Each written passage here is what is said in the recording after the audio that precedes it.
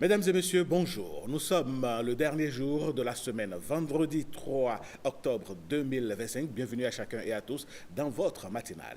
La matinale qui vous permet donc d'apporter tout simplement, de faire la dose de bonne énergie. Ici, vous avez les bonnes informations et vous avez surtout des éclairages sur des sujets variés. Parlant justement de sujets aujourd'hui, mesdames et messieurs, au fur et à mesure que s'approchent les élections de 2026, il semble que beaucoup de creusets et d'associations opte pour le candidat Romuald Wadani. C'est dans ce cadre qu'un creuset de cadres et personnalités chrétiens évangéliques s'engage justement pour le candidat de la mouvance présidentielle. Son coordonnateur sera sur ce plateau pour nous parler un peu des tenants et des aboutissants de ce choix. Et vous le savez, mesdames, messieurs, nos enfants, nos petits-enfants ont le droit de vivre et le gouvernement met les petits plats dans les grands pour que pendant les 1000 premiers jours de nos enfants, l'on puisse apporter une supplémentation nutritionnelle pour éviter la malnutrition infantile. Yasmine Damata sera sur ce plateau avec son invité pour nous éclairer davantage sur le sujet. Et vous le savez, mesdames, messieurs, le lundi prochain à l'UNESCO aura lieu l'élection donc du nouveau président. Comment est-ce que ce changement projeté à la tête de la direction de l'UNESCO est vu par les Africains? Gabin Alognon, qui est le président donc, de la Confédération africaine des associations et clubs pour l'UNESCO, sera sur ce plateau pour nous éclairer sur le sujet. Mesdames, Messieurs, nos enfants qui vont à l'école, nous avons besoin qu'ils réussissent. L'objectif, c'est le succès. Comment est-ce que nous pouvons utiliser des stratagèmes et des stratégies pour que le succès soit au rendez-vous à la fin de l'année scolaire? Eh bien, vous le savez très bien, Patrick Linge-Radiossou sera là avec son invité également pour que nous puissions échanger, peut-être nous rappeler un certain nombre de clés qui peuvent nous amener à accompagner nos enfants efficacement pour le succès en fin d'année. Mesdames, Messieurs, vous savez également qu'en matière culturelle, au Bénin, le slam représente, disons, un pan justement entier de la culture, de la musique urbaine. Le slam, comme un art à part entière, eh bien, Ghislaine Bamidele va essayer de répondre à cette question et surtout avec son invité, on va rentrer donc dans le monde de la culture et surtout du slam et pourquoi pas surfer sur le rap. Allez, vous le savez, mesdames, messieurs, votre téléphone est rempli d'applications. Parfois, avant d'installer ces applications, on vous demande d'accepter ou de refuser les conditions d'utilisation. Parfois, on n'a pas le choix, on clique sur oui. Alors, est-ce que là, nous sommes en train d'accepter l'utilisation, sinon les conditions d'utilisation de certaines applications, sans réellement savoir ce que cela peut nous coûter? Marvin, notre consultante maison, nous répondra donc à ces questions-là. Voici un peu, mesdames et messieurs, l'ossature de l'émission de ce matin. Et on ne va pas déroger à la tradition. Ici, on fait les choses en bien et on fait les choses en grand. On vous apporte l'information, en vous apportant justement l'information au premier plan. Et ça, c'est génial. La dame la plus géniale de la rédaction qui s'en charge. Génial, bonjour. Bonjour Aladi. Ah, non. Parce qu'aujourd'hui, je vois que c'est assez particulier. Donc voilà, c'est beau. Aujourd'hui, c'est vendredi. On s'est dit, il va falloir que c'est le week-end qui s'annonce, non seulement ça, mais c'est notre manière à nous de faire clin d'œil à notre patrimoine vestimentaire national. Mais vous n'êtes pas des modes non plus. Hein. Ah, merci. Toujours aussi brillante. Merci beaucoup. Allez, Génial avec vous, on va avoir les infos. Mesdames, Messieurs, on installe Génial avec la complicité de Christelle Sabouran, celle qui chapeaute l'équipe depuis lundi.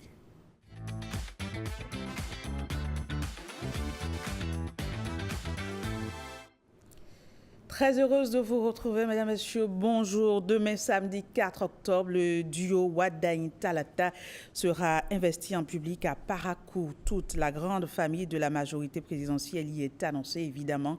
Alors, comment se prépare cette investiture de candidat à l'allure de plébiscite partisan à quelques heures de cet événement politique rare dans les usages? Annick Dimandja, en charge de la communication UPR, nous en livre quelques coulisses. Jacob Tochoedo et Rachidat Bio. Le parti siège déjà dans le comité exécutif d'organisation de cet événement majeur-là et les représentants du bureau exécutif national sont aussi présents dans toutes les commissions et les sous-comités mis sur pied pour pouvoir organiser de façon très pragmatique et surtout efficiente ces événement. Déjà, nous avons les 4 départements du Nord ainsi que le département des collines, d'où viendront les membres du bureau politique, mais également nos responsables communaux pour soutenir l'événement, soutenir leur parti, la grande majorité présidentielle, et exprimer leur joie et tout leur engagement. L'espoir que nous mettons en M. Romuald Wadagni, c'est l'espoir de la continuité, mais la continuité dans sa phase récolte, dans sa phase résultat plus visible encore, parce qu'il y a un temps pour travailler, mais il y a un temps également maintenant pour voir les fruits de ce travail-là. Nous en sommes là. Et aujourd'hui, nous sommes tout heureux de pouvoir aller aux côtés des partis UPR, BR et Renaissance nationale, d'aller samedi prochain investir notre champion.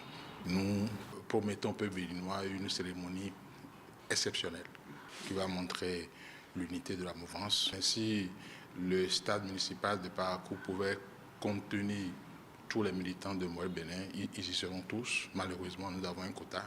Ce quota sera respecté.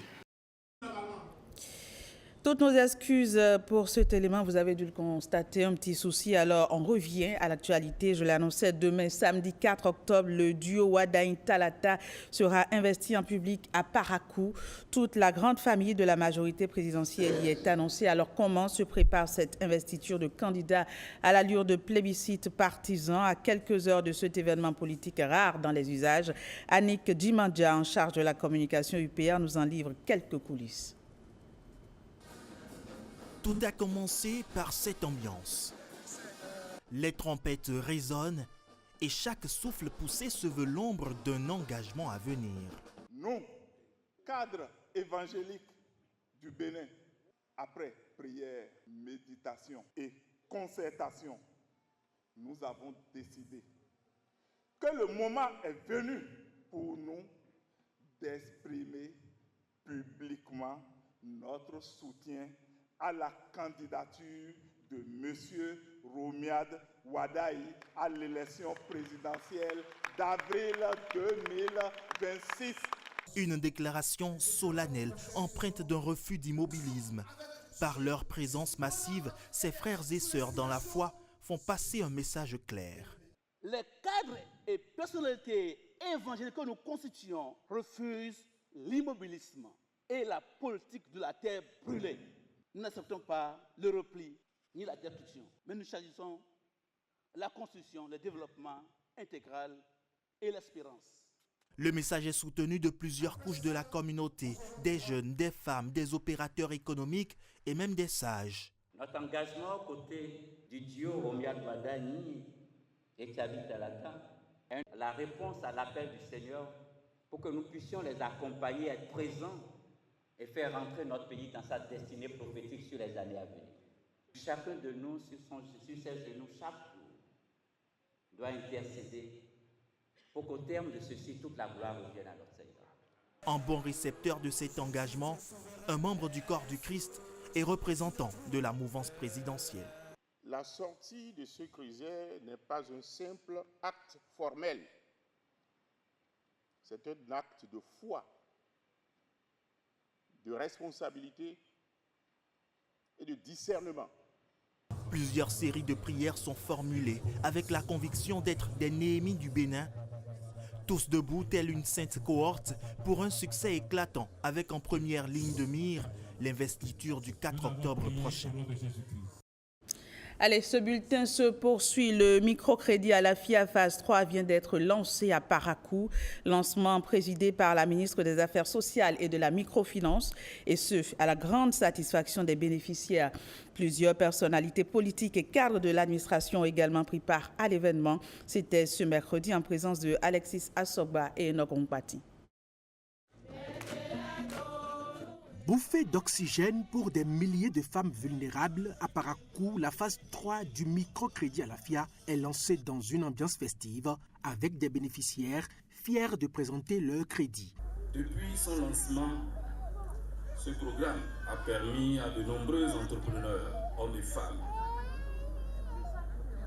de notre département, de notre commune et de tout le pays entier de concrétiser leurs projets, de développer leurs activités génératrices de revenus et de contribuer ainsi au dynamisme économique de nos communes. Le montant du prêt a doublé, passant de 50 000 à 200 000 francs CFA.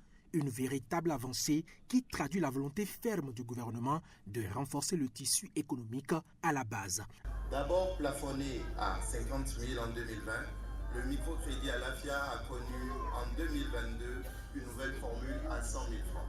Grâce à cette initiative, le microcrédit à l'AFIA a permis à plus de 2 millions de Béninois de sortir de la précarité, de disposer de ressources et de développer des activités génératrices de revenus. Du nord au sud, de l'est à l'ouest, c'est aujourd'hui un montant de plus de 47 milliards qui impacte la vie de plus de 481 000 femmes et plus de 70 000 hommes. Avec sa procédure allégée, la phase 3 du microcrédit à l'AFIA offre des avantages concrets qui séduisent déjà les bénéficiaires visiblement satisfaites. Je voudrais ici saluer avec force le leadership du chef de l'État qui a dépolitisé totalement le microcrédit. Le microcrédit n'est plus un instrument de clientélisme, mais un véritable levier de développement au service exclusif des populations vulnérables. Désormais, le montant passe de 100 001 francs CFA à 200 000 francs CFA avec des paliers de 125 000, 150 000, 175 000 ou 200 000 francs CFA.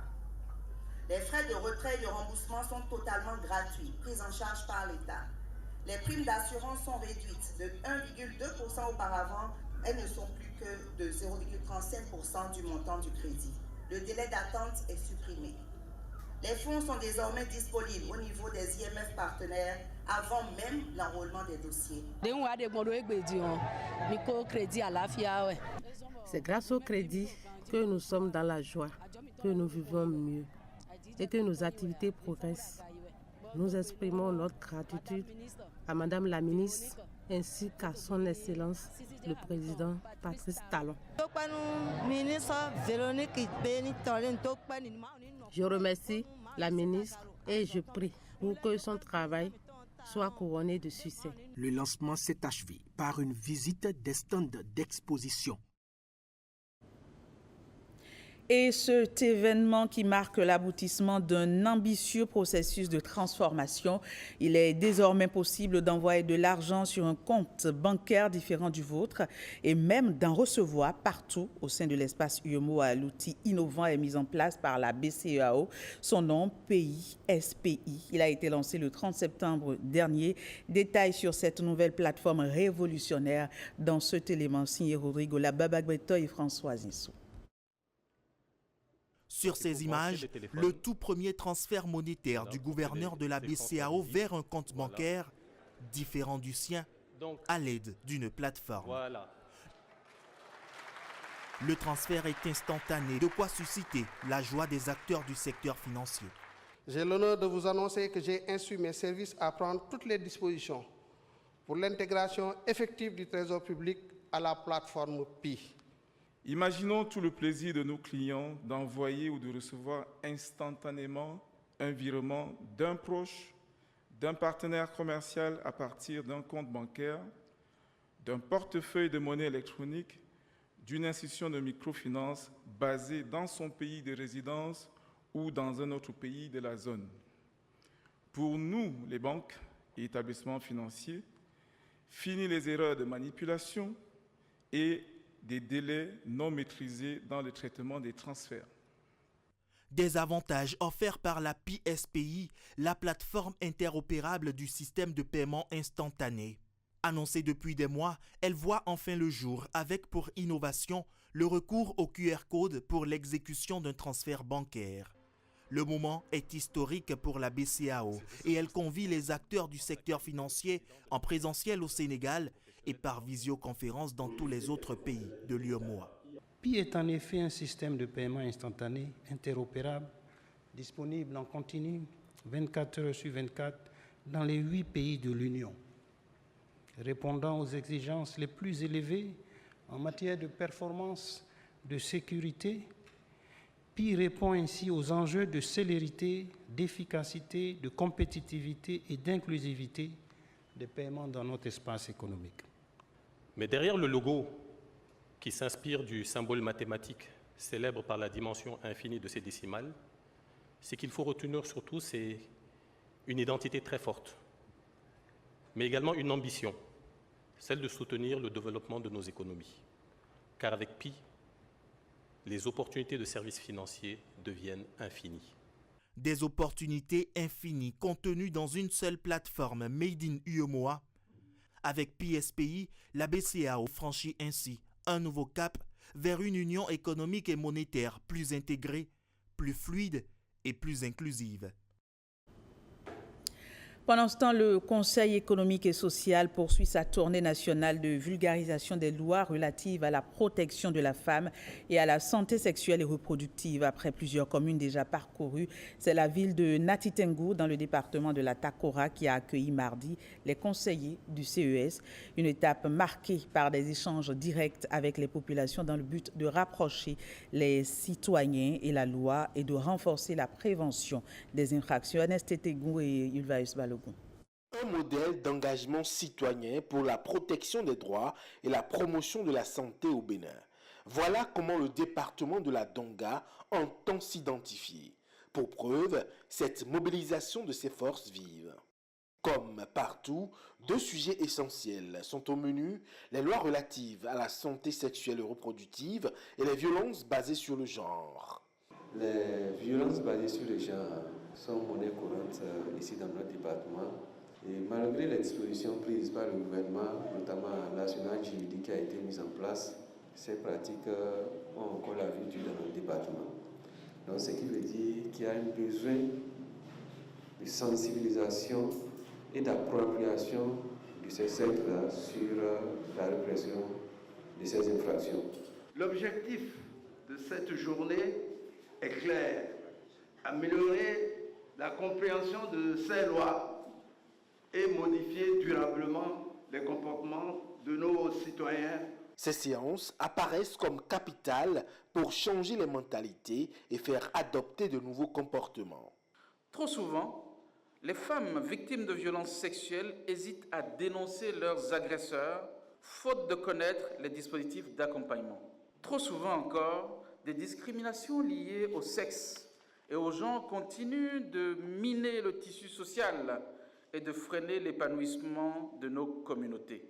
C'est pourquoi la vulgarisation des lois en la matière est une étape capitale, car une loi, aussi juste soit-elle, ne produit pleinement ses effets que lorsqu'elle est connue, comprise et appropriée par les citoyens. Le Conseil économique et social continue ainsi de semer dans chaque contrée les graines de sensibilisation sur les lois qui protègent la jeune fille et la femme. Direction Kérou, on va se pencher sur les impacts du projet de promotion de l'éducation au droit à la santé sexuelle et reproductive. Ce projet, vous allez le voir, a changé le regard de nombreux jeunes sur leur santé sexuelle et reproductive. À la manœuvre, l'ONG suédoise Eric's Partners et l'ONG Bubdos, Ronald Robinson et Olviga Messan. Après 3 ans d'activités de sensibilisation, de formation et d'accompagnement, le projet de promotion de l'éducation au droit à la santé sexuelle et reproductive des adolescents et jeunes s'achève à Kérou et à Peunko. Avant le projet, bon nombre de jeunes adolescents s'exposaient sexuellement et il y a la dépravation des mœurs. Mais dès l'arrivée du projet, on a constaté la diminution de ces effets négatifs dans la société. Et l'ONG Bubdos, vraiment, on leur tire le chapeau. Sans financement, on ne peut rien faire. Premièrement, c'est que dans notre budget primitif, il faut que nous mettons une ligne qui va accompagner les points focaux que le projet a mis à notre disposition pour qu'ils puissent mener certaines activités sur le terrain. Deuxièmement, c'est de tout faire pour maintenir le cap en sensibilisant nous-mêmes, en tant qu'élus, nos parents, pour qu'ils ne baissent pas les bras. Session d'autonomisation financière, des campagnes de sensibilisation et d'échange, le renforcement du dialogue parents-enfants et des émissions radio ont permis aux jeunes d'acquérir connaissance et confiance pour prendre des décisions responsables. Je remercie les initiateurs de ce projet. J'ai travaillé avec les membres de ce projet et nous avons eu à mener des actions au niveau de nos collèges et établissements, ce qui a abouti à des changements positifs comme la chute du taux de grossesse en milieu scolaire. Le multipartenariat sexuel également a diminué. La consommation des stupéfiants par les élèves a chuté. Les apprentis également de moins de 14 ans ne sont plus dans les milieux d'apprentissage. 3 jeunes filles victimes du mariage précoce ont été récupérées. 6 539 jeunes garçons ont été capacités à adopter des comportements sexuels responsables. 2 357 parents sont désormais plus ouverts au dialogue avec leurs enfants sur la sexualité. 45 cas de violence et d'abus sexuels dénoncés par les enfants, adolescents et jeunes eux-mêmes. Le projet se clôture ce jour, mais des défis persistent. Représentants d'écoles, de centres de santé et leaders religieux de Kérou et Peonko promettent de maintenir la dynamique. Après Rio qui rêve de tirer profit des retombées des projets touristiques de la route des pêches, cap sur le Koufo, plus précisément à Djakotomé, une commune qui, vous allez le voir, séduit par cette terre fertile, son dynamisme économique, mais aussi et surtout par la richesse de sa culture et de ses traditions. Suivez plutôt. À mi-chemin entre tradition profonde et ambition nouvelle, Djakotomé est l'un des plus beaux joyaux du sud-ouest du Bénin. Autrefois commune rurale discrète, la commune s'est récemment dotée d'infrastructures modernes qui ont transformé son paysage, comme ce magnifique stade omnisport. Construit dans le cadre du programme d'action du gouvernement béninois, ce complexe sportif aux normes internationales comprend une pelouse synthétique, une piste d'athlétisme et une tribune couverte d'environ 3000 places. Il accueille des compétitions sportives et des spectacles culturels qui rassemblent toutes les âmes de la commune. Témoin de la transformation de sa commune et figure de cette dynamique, Clément Badet fait rayonner le gogomon, rythme traditionnel de la région, à travers des concerts qu'il organise régulièrement dans cette enceinte. Pour lui, ce stade a tout changé. Il lui a offert une scène gigantesque, une capacité d'accueil plus importante pour ses événements et plus de visibilité pour son travail. Ceci a permis à la population de Djakotomé d'être plus unie autour de quelque chose. Ceux qui étaient talentueux et qui cherchaient des occasions, ils ont pris par ce terrain pour grandir. S'il n'y avait pas ce terrain, peut-être le talent allait mourir en eux. Ce terrain a apporté un plus à l'économie de la région. Djakotomé, tout en étant résolument tourné vers l'avenir, reste profondément attaché à son histoire. Les vestiges de son riche et glorieux passé sont jalousement conservés au musée régional. Le musée représente pour la communauté une source de connaissances. Source de connaissances, oui, parce que nous qui sommes ici aujourd'hui, nous sommes au milieu des choses. Le passé et le futur. Et il faut mieux connaître le passé pour pouvoir vivre l'actualité et construire l'avenir.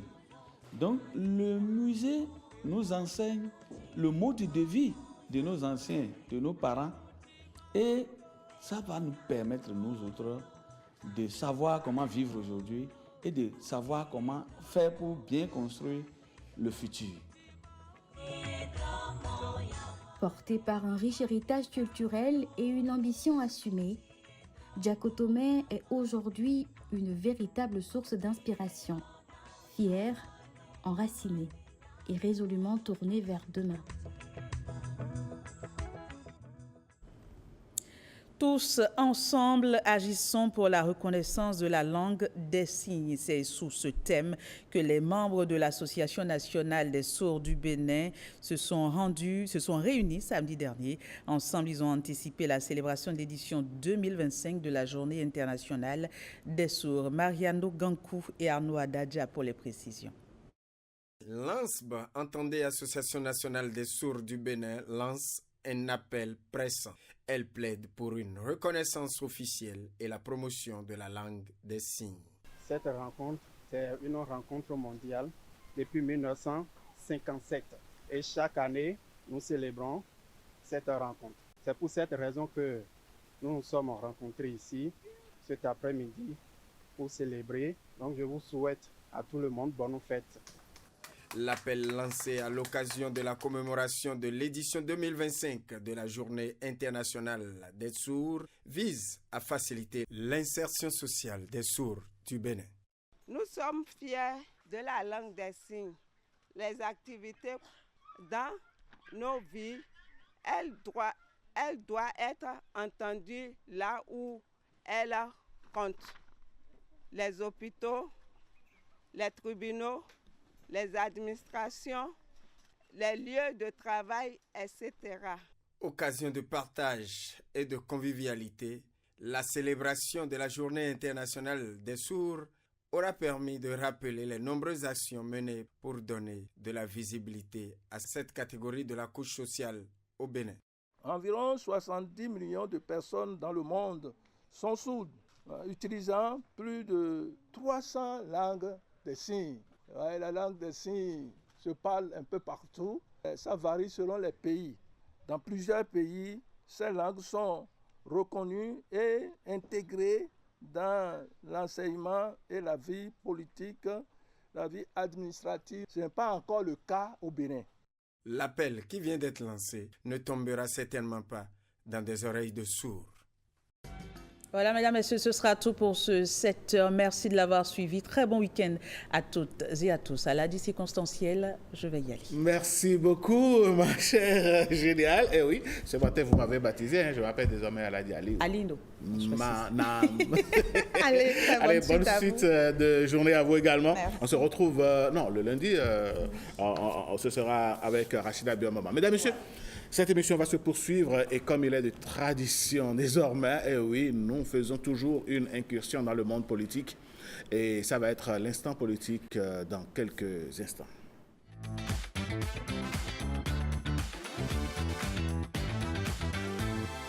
Instant politique, aujourd'hui nous recevons le coordonnateur d'un mouvement qui va certainement nous parler un peu de tenants et aboutissants de leur engagement. Mesdames, messieurs, et oui, au fur et à mesure que les élections de 2026 approchent, le monde politique est en ébullition et le monde social également. Pourquoi pas?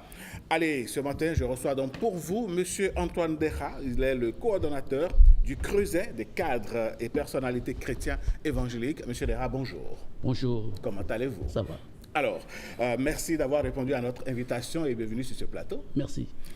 Et au cœur de l'actualité de votre organisation, l'organisation justement est descendue dans l'arène politique, non pas pour un plaidoyer pour la pacification en ces temps électoraux, mais plutôt votre organisation s'est engagée comme disciple militant, surtout derrière Romuald Wadagni. Parlez-nous déjà de votre organisation, quelles sont ses missions, quels sont ses objectifs et quel est son idéal et surtout, qui en sont les membres? Merci. Monsieur Sotoumé, avant toute chose, je voudrais rendre grâce à Dieu qui nous a donné le souffle de vie ce jour et qui nous permet de renouer avec votre plateau depuis bientôt 20 ans. Eh bien, c'est un plaisir de vous accueillir. Oui, oui. Nous avons d'entrée organisé le 1er octobre passé une activité grandeur nature au palais des congrès pour non seulement prier pour la nation et ses dirigeants, et spécialement le président Patrice Talon. Deuxièmement, pour nous déclarer en faveur de Romuald Wadagni et de sa colistière. Et tout a été bien. Il y a eu plus ce jour-là, Dieu a pris le contrôle de toutes choses et nous croyons que nous sommes dans la volonté de Dieu. C'est quoi votre organisation? Parlez-nous de votre organisation.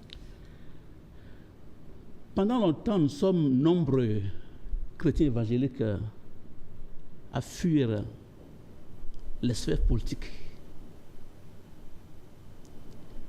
Là-bas, on dit la politique, c'est pour les gens d'une autre espèce. Nous, on est recroquevillés dans nos temples, dans nos lieux de prière, mais ça n'a pas raté. Il y a eu quelques dérives. Cette fois-ci, nous voulons être présents. Et donc, l'activité donc, du 1er octobre dernier, a été organisée par des cadres. Ce n'est pas tous les cadres. Ça a précisé. Des cadres chrétiens qui sont dans le creuset, qui pensent que désormais, il faut s'impliquer de façon visible dans la sphère politique. C'est vrai que déjà, il y avait des personnalités chrétiennes qui sont déjà dans le milieu politique, qui est à l'UPR, qui est au BR. Maintenant, c'est l'autre majorité qui était toujours à l'écart qui se positionne maintenant pour accompagner donc alors les politiques publiques au Bénin. Un tel creuset n'a-t-il pas une connotation confessionnelle? Et on sait que les organisations confessionnelles, d'habitude, leur rôle, c'est de militer pour la paix, pour que les élections se passent très bien dans le pays. Mais vous faites le choix d'un camp. Qu'est-ce qui explique cette stratégie? Alors, très bien. Merci, M. Sotoumé. J'ai dit d'entrée tout à l'heure que nous avons d'abord prié pour la nation. Nous prions pour la nation. Nous prions aussi pour le candidat Romuald Wadani et sa colistière. Maintenant, il ne suffit pas de se cramponner dans les temples, dans la prière, que ça. La foi sans les œuvres est inutile. Eh bien, nous pensons que maintenant, il est temps que nous nous positionnons. Et tout à l'heure, je vous dirai pourquoi on a fait ce choix-là. Entrer en politique en tant que cadre chrétien évangélique, c'est une chose. Opter pour un candidat spécifique en est une autre. Yes. Qu'est-ce qui fonde le choix de votre creuset à s'aligner derrière Romuald Wadani? Merci, monsieur le journaliste. Après bientôt 10 ans de gouvernance du président Talon, notre pays s'apprête à vivre des moments historiques.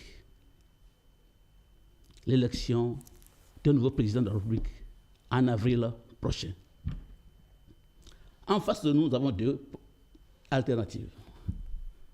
Le camp de ceux qui pensent qu'il faut tout remettre en cause, que rien n'est bon, que rien n'est fait. Ceux qui pensent que sont les adeptes de la politique de la terre brûlée. Et à côté, l'autre camp, c'est le camp au camp que nous appartenons. Nous pensons que sur la terre des humains, rien ne peut être parfait. Il y a beaucoup de choses qui ont été faites et que certainement il y a des imperfections inhérentes à l'action humaine. La perfection n'est pas de ce monde. Il y a certainement des choses à corriger. Et donc, nous nous positionnons par rapport à cette option. Donc, de poursuivre ce qui est déjà fait, sûrement donc d'améliorer ce qui est encore perfectible. Car toute œuvre humaine est faillible. L'homme est faillible. Alors, donc, du coup, qui, dans ce Bénin, qui peut mieux faire après Patrice Talon? C'est celui qui a occupé le poste, pour reprendre l'expression de Paul Gonzalez, de deuxième chef de gouvernement. C'est qui celui-là? C'est celui qui a été au cœur du pilotage de l'action publique au Bénin.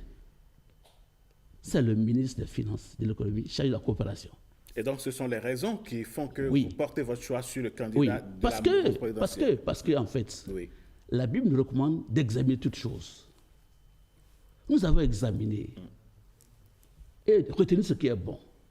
Nous pensons que c'est vrai, il y a des actions à améliorer, mais ce qui est déjà fait, ce qui est bon, celui qui peut poursuivre ce qui est déjà bon, c'est bien son Excellence Romuald Wadani. Que feriez-vous, M. Antoine Deha, vous et votre organisation, votre creuset, que feriez-vous sur le terrain? Allez-vous organiser des meetings? Allez-vous faire des porte-à-porte? Allez-vous porter, disons, l'évangile d'adhésion au wadanisme, si je puisse me permettre? Ok, merci beaucoup. En fait, notre premier rôle, c'est la prière. On l'a commencé. Nous avons déjà des cellules de prière qui travaillent déjà pour l'investiture de demain et au-delà, jusqu'à l'élection. Ça, c'est la prière. Au-delà de la prière, nous irons bientôt dans un atelier de réflexion stratégique pour apporter aux candidats nos attentes, nos aspirations conformes à nos valeurs chrétiennes. Et nous espérons, et je crois que ce sera fait, pouvoir apporter une pierre donc alors à l'élaboration donc, du projet de société du candidat. Alors, M. Derra, moi j'ai bien envie de vous demander où étaient ces cadres qui sont dans votre creuset de cadres et personnalités chrétiens évangéliques qui supportent aujourd'hui Romuald Ouaddagne. Où étiez-vous pendant 10 ans et que faisiez-vous? Merci beaucoup. Je vous ai dit tout à l'heure que pendant longtemps, nous avons considéré la politique comme l'affaire des autres. On n'a pas été présent comme il faut. Du moins, quelques cadres ont été présents, mais pas de façon structurée. Ils sont partis dans les partis politiques classiques traditionnels. Et nous qui nous préservions pour le ciel, on était des spectateurs. Mais maintenant, nous avons la conviction maintenant que les choses doivent changer. Et que plus rien, parce que qu'est-ce qui se passe dans notre milieu évangélique? La mauvaise monnaie chasse la bonne. Nous voulons porter le vrai message de paix, de construction, de poursuite de l'action politique, tenant compte de nos valeurs chrétiennes. Alors, justement, parlant de vos valeurs chrétiennes, Monsieur Antoine Derra, dites-moi, des cadres chrétiens évangéliques qui s'engagent devant un candidat spécifique, comment est-ce que la chose est-elle accueillie dans vos congrégations? Déjà, nous sommes très nombreux. Nous sommes très nombreux d'obédience. Vous savez, au Bénin, les églises évangéliques, nous sommes nombreux. Nous avons plus de 15 000 lieux de culte. À peu près, les statistiques donnent à peu près 2 millions de chrétiens évangéliques en ce moment au Bénin. Et donc, nous avons discuté avec certains leaders qui nous accompagnent par la prière. Ils ne peuvent pas se positionner publiquement, mais ils nous accompagnent par la prière. Donc, bien apprécié. C'est vrai, nous faisons une composante. Ce n'est pas tous les cas, je précise bien. Demain, d'autres peuvent se lever pour d'autres candidats. Ça, c'est la diversité. Mais on verra au soir d'avril ce qui va se passer. Certains estiment que ça va être mon avant-dernière question. Oui. Certaines personnes estiment que les chrétiens évangéliques ne devraient pas s'afficher comme vous le faites. Ils devraient plutôt faire du lobbying comme des cadres aux personnalités catholiques, chrétiens catholiques, fait du lobbying réellement pour que les choses réussissent au lieu de s'afficher derrière un candidat. À toutes ces personnes qui pensent comme ça, qu'est-ce que vous répondez, Monsieur Antoine Derra? Oui, merci mon frère. En fait, nous ne voulons plus être des hypocrites. Dieu n'est pas dans l'hypocrisie. Nous voulons être transparents vis-à-vis de nos frères et leur porter le message. Et nous attendons d'eux qu'ils nous accompagnent dans la prière. Et c'est ce que nous faisons en ce moment. Ok, Monsieur Antoine Derra, on se dirige comme ça vers la fin de cet entretien. Si vous avez un mot à l'endroit de des membres de votre creuset et des Béninois en particulier, surtout quelles sont vos attentes à l'issue des élections de 2026? Merci beaucoup. D'entrée, je vais dire que à tous les Béninois, nous n'allons pas répéter les erreurs du passé. Ce qui a entamé, on ne doit pas l'arrêter. Le recul, la stagnation ne sont pas du tout bien pour un pays. Il faut continuer la marche. Ça, c'est très important. Et donc, dans toutes les contrées, dans nos lieux de culte, dans tout le Bénin, nous encourageons nos frères à dire: c'est vrai, tu n'es pas parfait, mais il y a beaucoup de choses qui ont été faites et que dans la prière, Dieu peut encore tourner le cœur du roi en notre faveur. Et donc, j'invite tous mes frères des milieux évangéliques à se joindre à nous pour que nous puissions porter haut et influencer le programme politique du candidat pour que le Bénin puisse vivre donc alors, puisse donner une terre de grâce pour ses enfants. Monsieur Antoine Dera, merci d'être passé sur ce plateau. Vous êtes le coordonnateur du Creuset des cadres et personnalités chrétiens évangéliques qui se sont engagés pour le candidat Romuald Wadagni. Merci, on vous souhaite bon vent. Et comme je le dis à tous nos invités ici c'est votre maison. Revenez quand vous voulez. Okay. Et puis nos plateaux sont ouverts. On vous souhaite une bonne journée. Merci. Allez, merci à vous. Merci. Mesdames, Messieurs, on va passer donc à une autre rubrique. Nous sommes très intéressés par votre santé, votre bien-être. Et de jour comme de nuit, elle fouine un peu partout pour vous apporter les informations qu'il faut. Elle, c'est Yasmine Damata qu'on va installer avec cette virgule.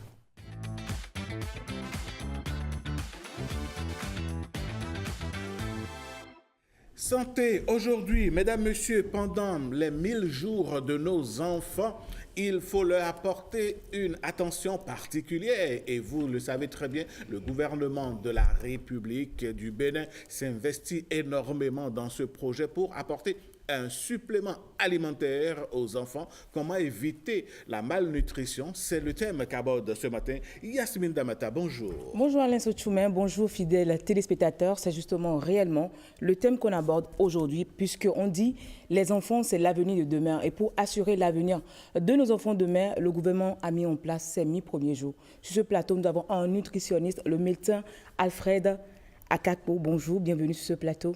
Bonjour madame. Alors, avec vous, nous allons parler des 1000 premiers jours. Pouvez-vous nous rappeler ce que représentent exactement les 1000 premiers jours pour l'enfant?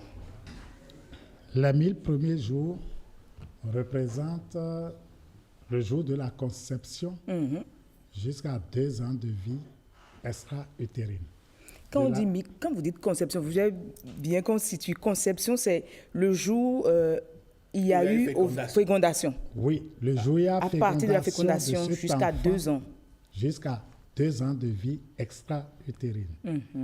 C'est une période de croissance et de développement rapide de l'être humain. D'accord. Et cette période mérite une attention particulière car c'est à partir de cet instant que les bases du futur citoyen béninois qui pourra mieux gérer ou mieux faire pour le Bénin ou entretenir ce qui était fait pour aller de l'avant.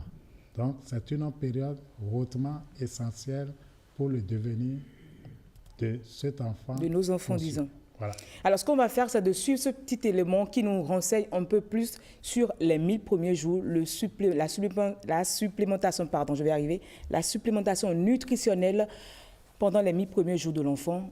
On suit. Les 1000 premiers jours de la grossesse aux 2 ans de l'enfant sont déterminants pour sa santé. Au Bénin, la supplémentation nutritionnelle aide de plus en plus de femmes à vivre une grossesse plus sereine et à donner naissance à des enfants en bonne santé. Nous avons remarqué un changement positif. On a moins de complications, des enfants qui naissent avec de bons poids, comme je le dis, de beaux bébés. Et souvent, lorsqu'on fait l'examen systématique des enfants, ces enfants réagissent, ils ont une bonne coloration, ils font bien la marche automatique. Des fois, certaines mamans disent « moi aussi je veux, mais pourquoi vous ne nous avez pas donné cela ?» Certaines femmes allaitantes témoignent également des bienfaits ressentis avant et après l'accouchement.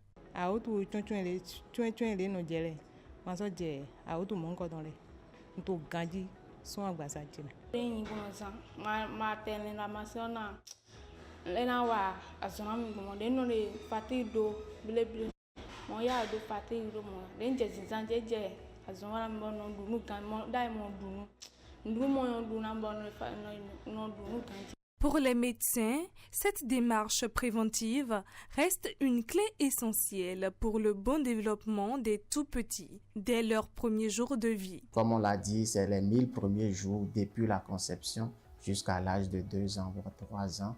Si l'enfant manque de certains micronutriments, il faut vraiment pouvoir lui apporter ça. Un investissement simple mais décisif pour bâtir un avenir en meilleure santé. Et voilà donc qui est clair, Yasmine Damata. Oui, un avenir en meilleure santé. Monsieur docteur Alfred Akakpo, dites-moi, quels sont les constats qui fondent la décision d'apporter un supplément nutritionnel des 1000 jours à l'enfant? Nous avons notre pays qui souffre de la malnutrition. Et la proportion est très importante depuis des lustres. Les efforts fournis pour inverser cette tendance peinent à porter les fruits de l'espérance. Alors, qu'est-ce qu'il faut faire? Pour lutter contre la malnutrition, en général, vous avez 3 stratégies. Vous avez la stratégie de supplémentation, qui est dans l'urgence pour des effets rapides. Oui. Puis après, la stratégie de l'enrichissement des aliments. Et troisièmement, la stratégie pérenne. Nous avons adopté la stratégie d'urgence pour pouvoir faire face à ce fléau qui ne cesse de retarder les différents efforts des gouvernements et du gouvernement pour aller de l'avant et résoudre ce problème de malnutrition.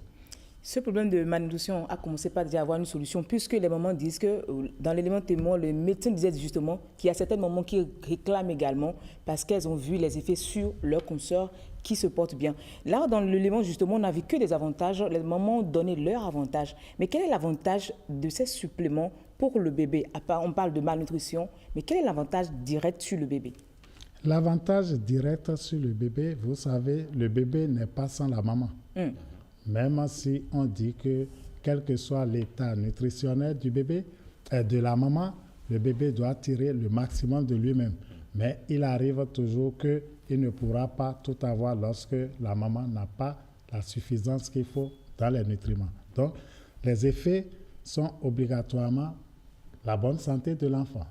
L'enfant dont la mère est bien nourrie sort épanoui, heureux, moins stressé et peut continuer la vie de cette façon, donc subir un développement harmonieux pour être un citoyen totalement bien bâti. Alors, pour la... oui, non, allez-y, comme exemple, lorsque la maman est mal nourrie, nous avons un enfant dont le développement cérébral est compromis. Alors, savez-vous que quand nous parlons de malnutrition, il n'y a pas que la malnutrition au niveau du corps, c'est aussi au niveau du cerveau. Et on va jusqu'à 60% de perte de neurones à cause de la malnutrition chez un enfant. Dites-vous que ce cerveau, les neurones qui n'étaient pas mis en place, ne seront pas forcément mis en place au cours de la vie. Tout se passe à la période essentielle des 1000 premiers jours et plus précisément dès les 270 jours, les 9 mois de grossesse. Alors, docteur Akakpo, cela m'amène à vous, ce développement, ce pan que vous venez d'évoquer, m'amène à vous demander quelles sont les compositions des kits de suppléments alimentaires que nous avons vus dans le reportage. De quoi sont composés ces kits-là? Ou bien quand on prend un kit comme ça, quels sont les éléments fondamentaux qui sont dans cet aliment-là, qui permet donc d'atteindre l'objectif visé? Oui, les kits sont constitués de l'acide folique. L'acide folique, je mets l'emphase sur ça. C'est une vitamine, je crois, B9, qui est une vitamine identifiée depuis la nuit des temps, qui aide à la multiplication des cellules nerveuses. Ça permet d'éviter certaines malformations, c'est-à-dire vous pouvez avoir une personne humaine, un bébé qui naît, dont le rachis dorsal n'est pas totalement fermé. Il est appelé à faire quoi sur cette terre? Vous imaginez? Donc, l'acide folique est d'une grande importance. C'est là.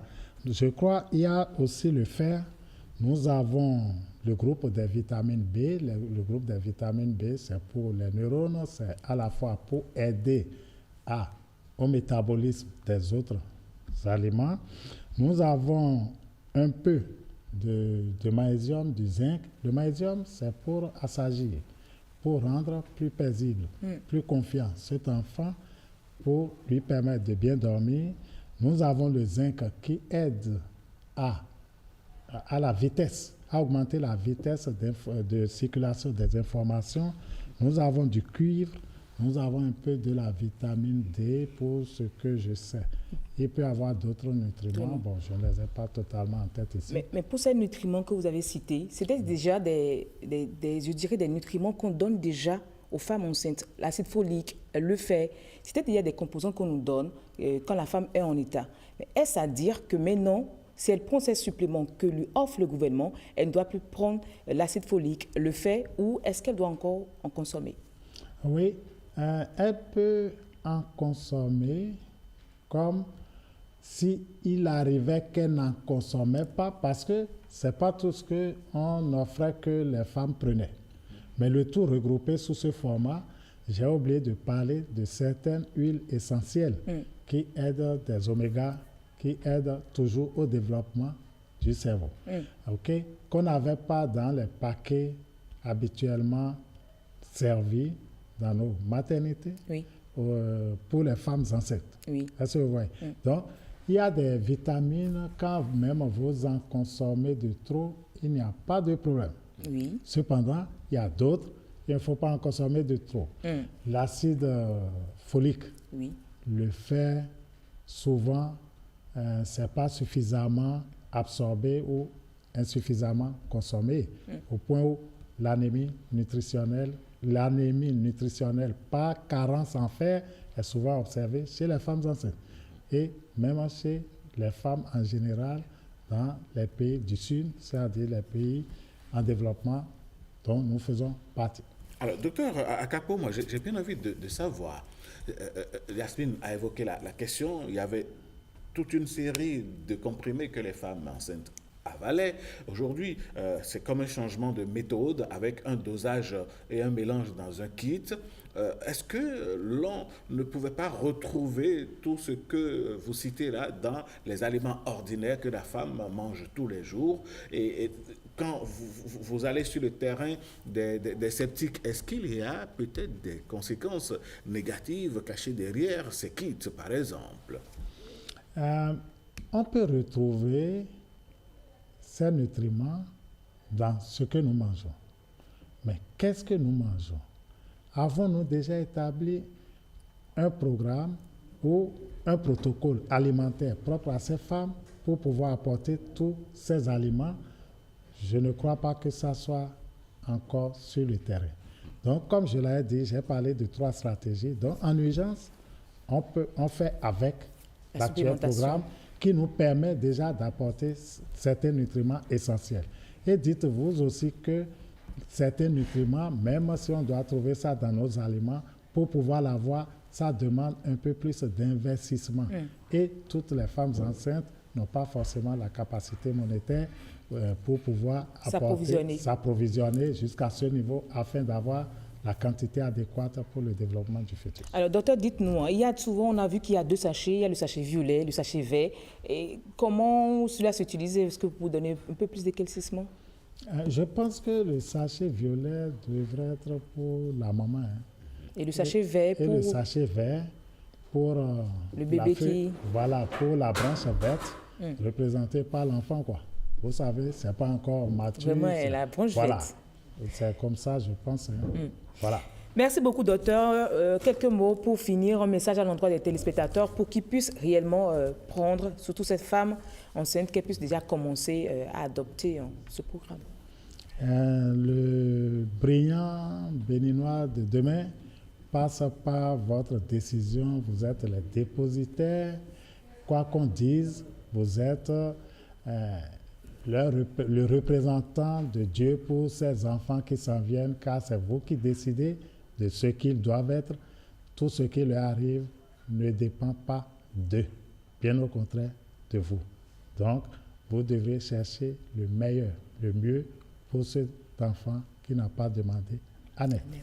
Merci beaucoup, docteur Alfred Akapo. Je dirais aussi aux fidèles téléspectateurs, n'oubliez pas de respecter votre la prise en charge, le conseil que vous donne votre médecin, surtout le médecin gynécologue, quand il vous dit de prendre des médicaments, prenez-les à temps comme il le faut et vous serez également en bonne santé. Allez. En bonne santé, nous le désirons tous et nous allons être en bonne santé par la grâce de Dieu et surtout nos mamans, nos femmes, nos tantes, nos sœurs, qui sont enceintes actuellement, profiter à fond de ce programme gouvernemental. Le gouvernement émet beaucoup de moyens et c'est pour vous. Alors, bon, en profiter ne serait pas une faute. Allez, mesdames, messieurs, merci. Merci, docteur Akakbo. On vous souhaite une bonne journée. À vous, merci. À très bientôt. Allez, on va retrouver Patrick Lin, Jossou Gérard. Allez, je mets le tout là. De toutes les façons, c'est la même personne. C'est Lin Patrick, c'est la même personne. Et ça va être événement à la une. Et ce matin, on va avoir 2 points à ce niveau-là. Et donc, on installe Patrick avec ceci.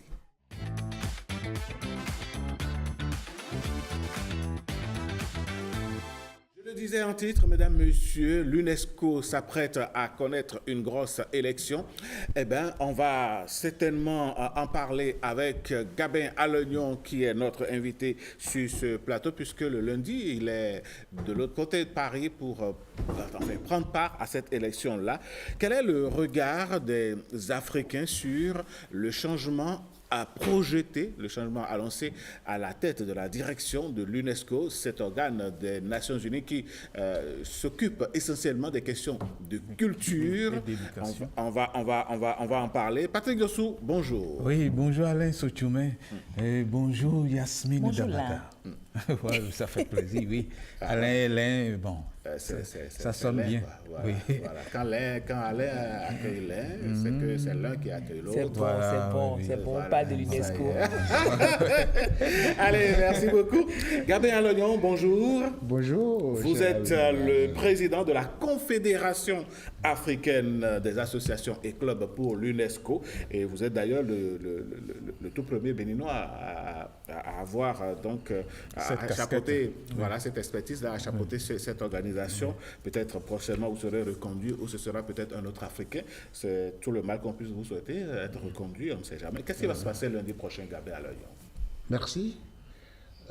Lundi prochain, au siège de l'UNESCO à Paris, à partir de 18h, le conseil exécutif de l'institution, qui est composé de 58 pays, dont 13 Africains, se penchera sur la désignation du nouveau directeur général de l'UNESCO pour les 4 années à venir, mandat 2025-2029. Alors, nous avons la responsabilité, en tant qu'Africains, de souscrire à la défense de la priorité Afrique, qui est un programme spécifique institué par l'UNESCO. Et c'est ce qui justifie donc notre implication dans le comité mondial de soutien à la candidature de M. Firmin Edouard Matoko, qui est l'unique candidat d'Afrique. Parce que l'UNESCO a fait son découpage. Il y a la région Afrique, il y a la région arabe, l'Europe, l'Asie et les Amériques. Donc l'unique candidat d'Afrique, c'est Firmin Edouard Matoko, qui dispose d'un programme suffisamment convaincant. Et en plus de ça, c'est le candidat maison de 1990 à nos jours, où il a occupé toutes les fonctions jusqu'à celle de sous-directeur Afrique, en charge de la priorité Afrique et des relations extérieures.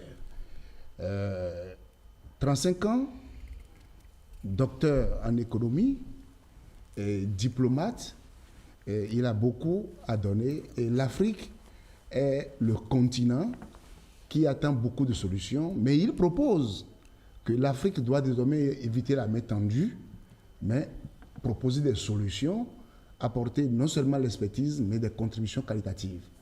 Et nous sommes investis dans cette campagne-là depuis le 25 juillet 2025 à Abidjan, à la Fondation Félix Houphouët-Boigny pour la paix. Et nous avons poursuivi, nous sommes à la dernière étape, on va dire. Étape, on va dire. La dernière ligne droite. La dernière ligne droite. Et nous passons ici pour dire à la communauté internationale que Firmin Edouard Matoko est un citoyen du monde. Et Firmin Edouard Matoko a les compétences, les capacités requises pour diriger cette institution comme Matambo, le Sénégalais, a eu à la diriger par le passé. Et nous nous adressons spécifiquement aux ambassadeurs. Parce que l'UNESCO ne reconnaît que les États. C'est la maison de la coopération internationale sur fond de l'éducation, la science, la culture, la communication, le numérique, la paix, la bonne gouvernance. Mais Gabriel Alognon, si M. Matoko est le seul candidat, l'unique candidat des Africains, comment est-ce que vous comptez faire triompher son élection? Oui, quelles sont ses chances pour l'élection? C'est justement ça. D'abord, le candidat a été écouté le 9 avril dernier par le Conseil exécutif. Et de ce qui sort de son entretien, je dis, il dispose d'un programme qui tienne compte de la valorisation de l'éducation. Un programme qui tient compte suffisamment de la promotion de notre patrimoine culturel, que ce soit immatériel ou matériel, de tous les secteurs qui impactent la maison UNESCO. Deuxièmement, il est un candidat maison. Et il a mis en place un comité mondial qui a suffisamment travaillé. Quand vous parlez de candidat maison, ça veut dire que c'est quelqu'un qui a parcouru, qui a gravi tous les échelons dans l'organisation. De 1990 à 2025, ça fait 35 ans, en passant par l'Union africaine, où il a exercé pour le compte de l'UNESCO, en Asie, dans les Caraïbes, jusqu'à la maison centrale mère, où il est resté comme sous-directeur général de la directrice générale, mais en charge de la priorité Afrique et des relations extérieures. C'est le ministre des Affaires étrangères. C'est le ministre des Affaires étrangères de la maison UNESCO même, les 10 dernières années pratiquement. Alors, Firmin Edouard Matoko, je le disais tantôt, celui-là, aujourd'hui, l'UNESCO a besoin de sa compétence parce que, n'oublions pas, que le retrait, que l'on veut ou pas, plus ou moins douloureux, des États-Unis, constitue une perte de 20% du budget de l'UNESCO. Et ce retrait, c'est la deuxième fois que cela s'annonce. Chaque fois que Trump est à la présidence. Ce n'est pas ça. C'est la deuxième fois que ce retrait-là s'annonce. Et ce qu'il faut regarder, c'est qu'il y a des difficultés financières qui s'annoncent. Il faut un connaisseur de la maison qui puisse enclencher des réformes, des solutions rapides et non des solutions d'attente, des solutions à proposer pour que l'institution puisse continuer par servir le monde entier dans ses fins, dans ses objectifs et dans les résultats attendus de cette institution. Voilà. Oui, Monsieur Gabin Alognon, comment ça va se passer concrètement, de manière pratique? Est-ce qu'il y a une élection directe? Comment ça se passe? Ça va se passer le lundi.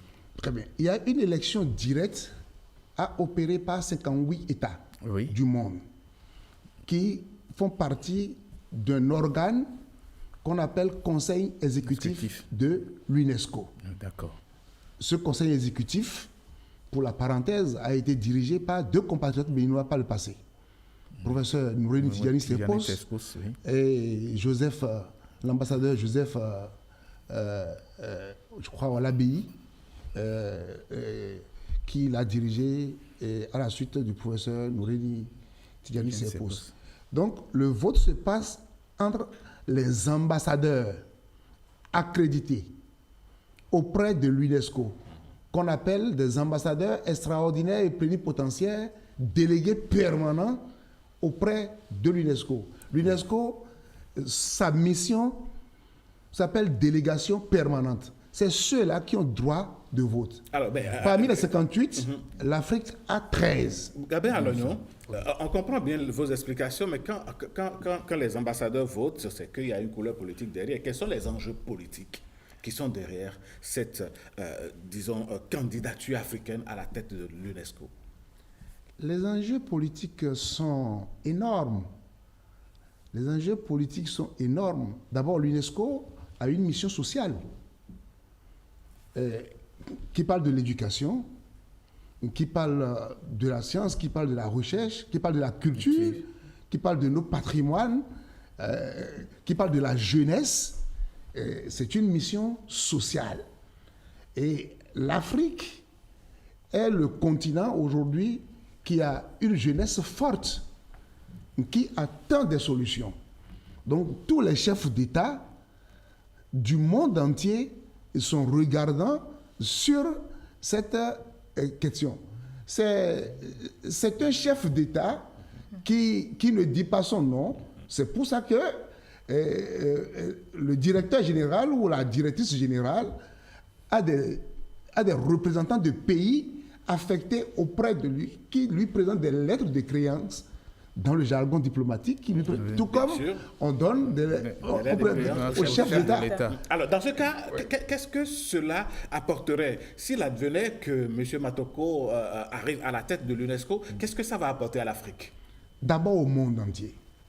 La continuité et la poursuite des actions de l'UNESCO dans les conditions certaines. Parce qu'il connaît la maison. Oui. Il est le ministre des Affaires étrangères. Il a parcouru tout le monde entier au nom de l'UNESCO. Est-ce qu'il serait capable d'amener les Américains à rejoindre encore l'UNESCO? À maintenir leur place à nos côtés? C'est un chantier. Il faudra attendre la fin du mandat de Trump. C'est un diplomate fin. Oui. Et il est polyglotte.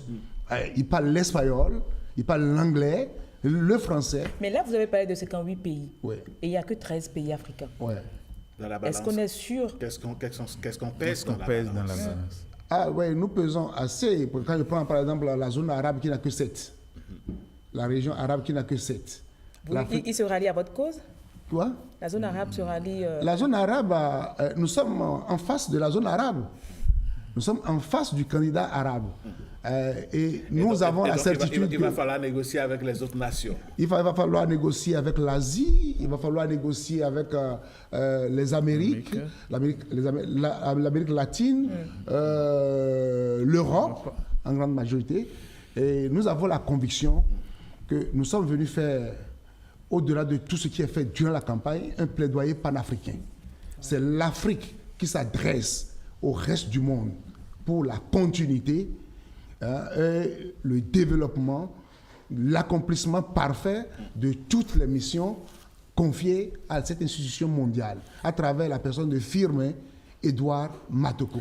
Gabriel Lognon, on vous souhaite donc, on souhaite que votre candidat gagne, le candidat de l'Afrique, et revenez-nous de Paris la prochaine fois avec la bonne nouvelle. Si bonne nouvelle il y a, on va souhaiter qu'il réussisse. On croise les doigts, et les orteils aussi. La bonne nouvelle viendra.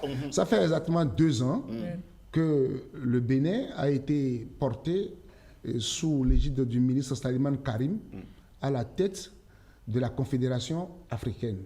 Je m'en voudrais. Pour un mandat de 4 ans. Pour un mandat de 4 ans. C'était le 3 octobre 2023 que le ministre a ouvert les travaux à la salle fleuve jaune du ministère des Affaires étrangères.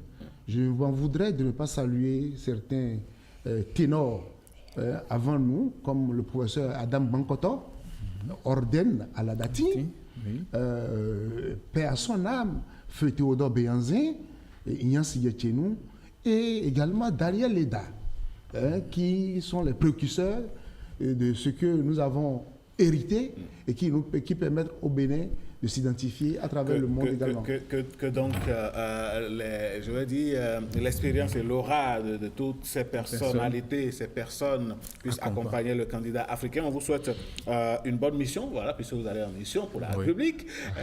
Gabriel Lognon, on vous souhaite également une très bonne journée. Rendez-vous dimanche, rendez-vous dimanche à notre siège, à Kadjeon, pour un point sur le bilan. Quelle a été l'action du Bénin durant les 2 ans. On aura le temps d'en parler, Gabriel Lognon.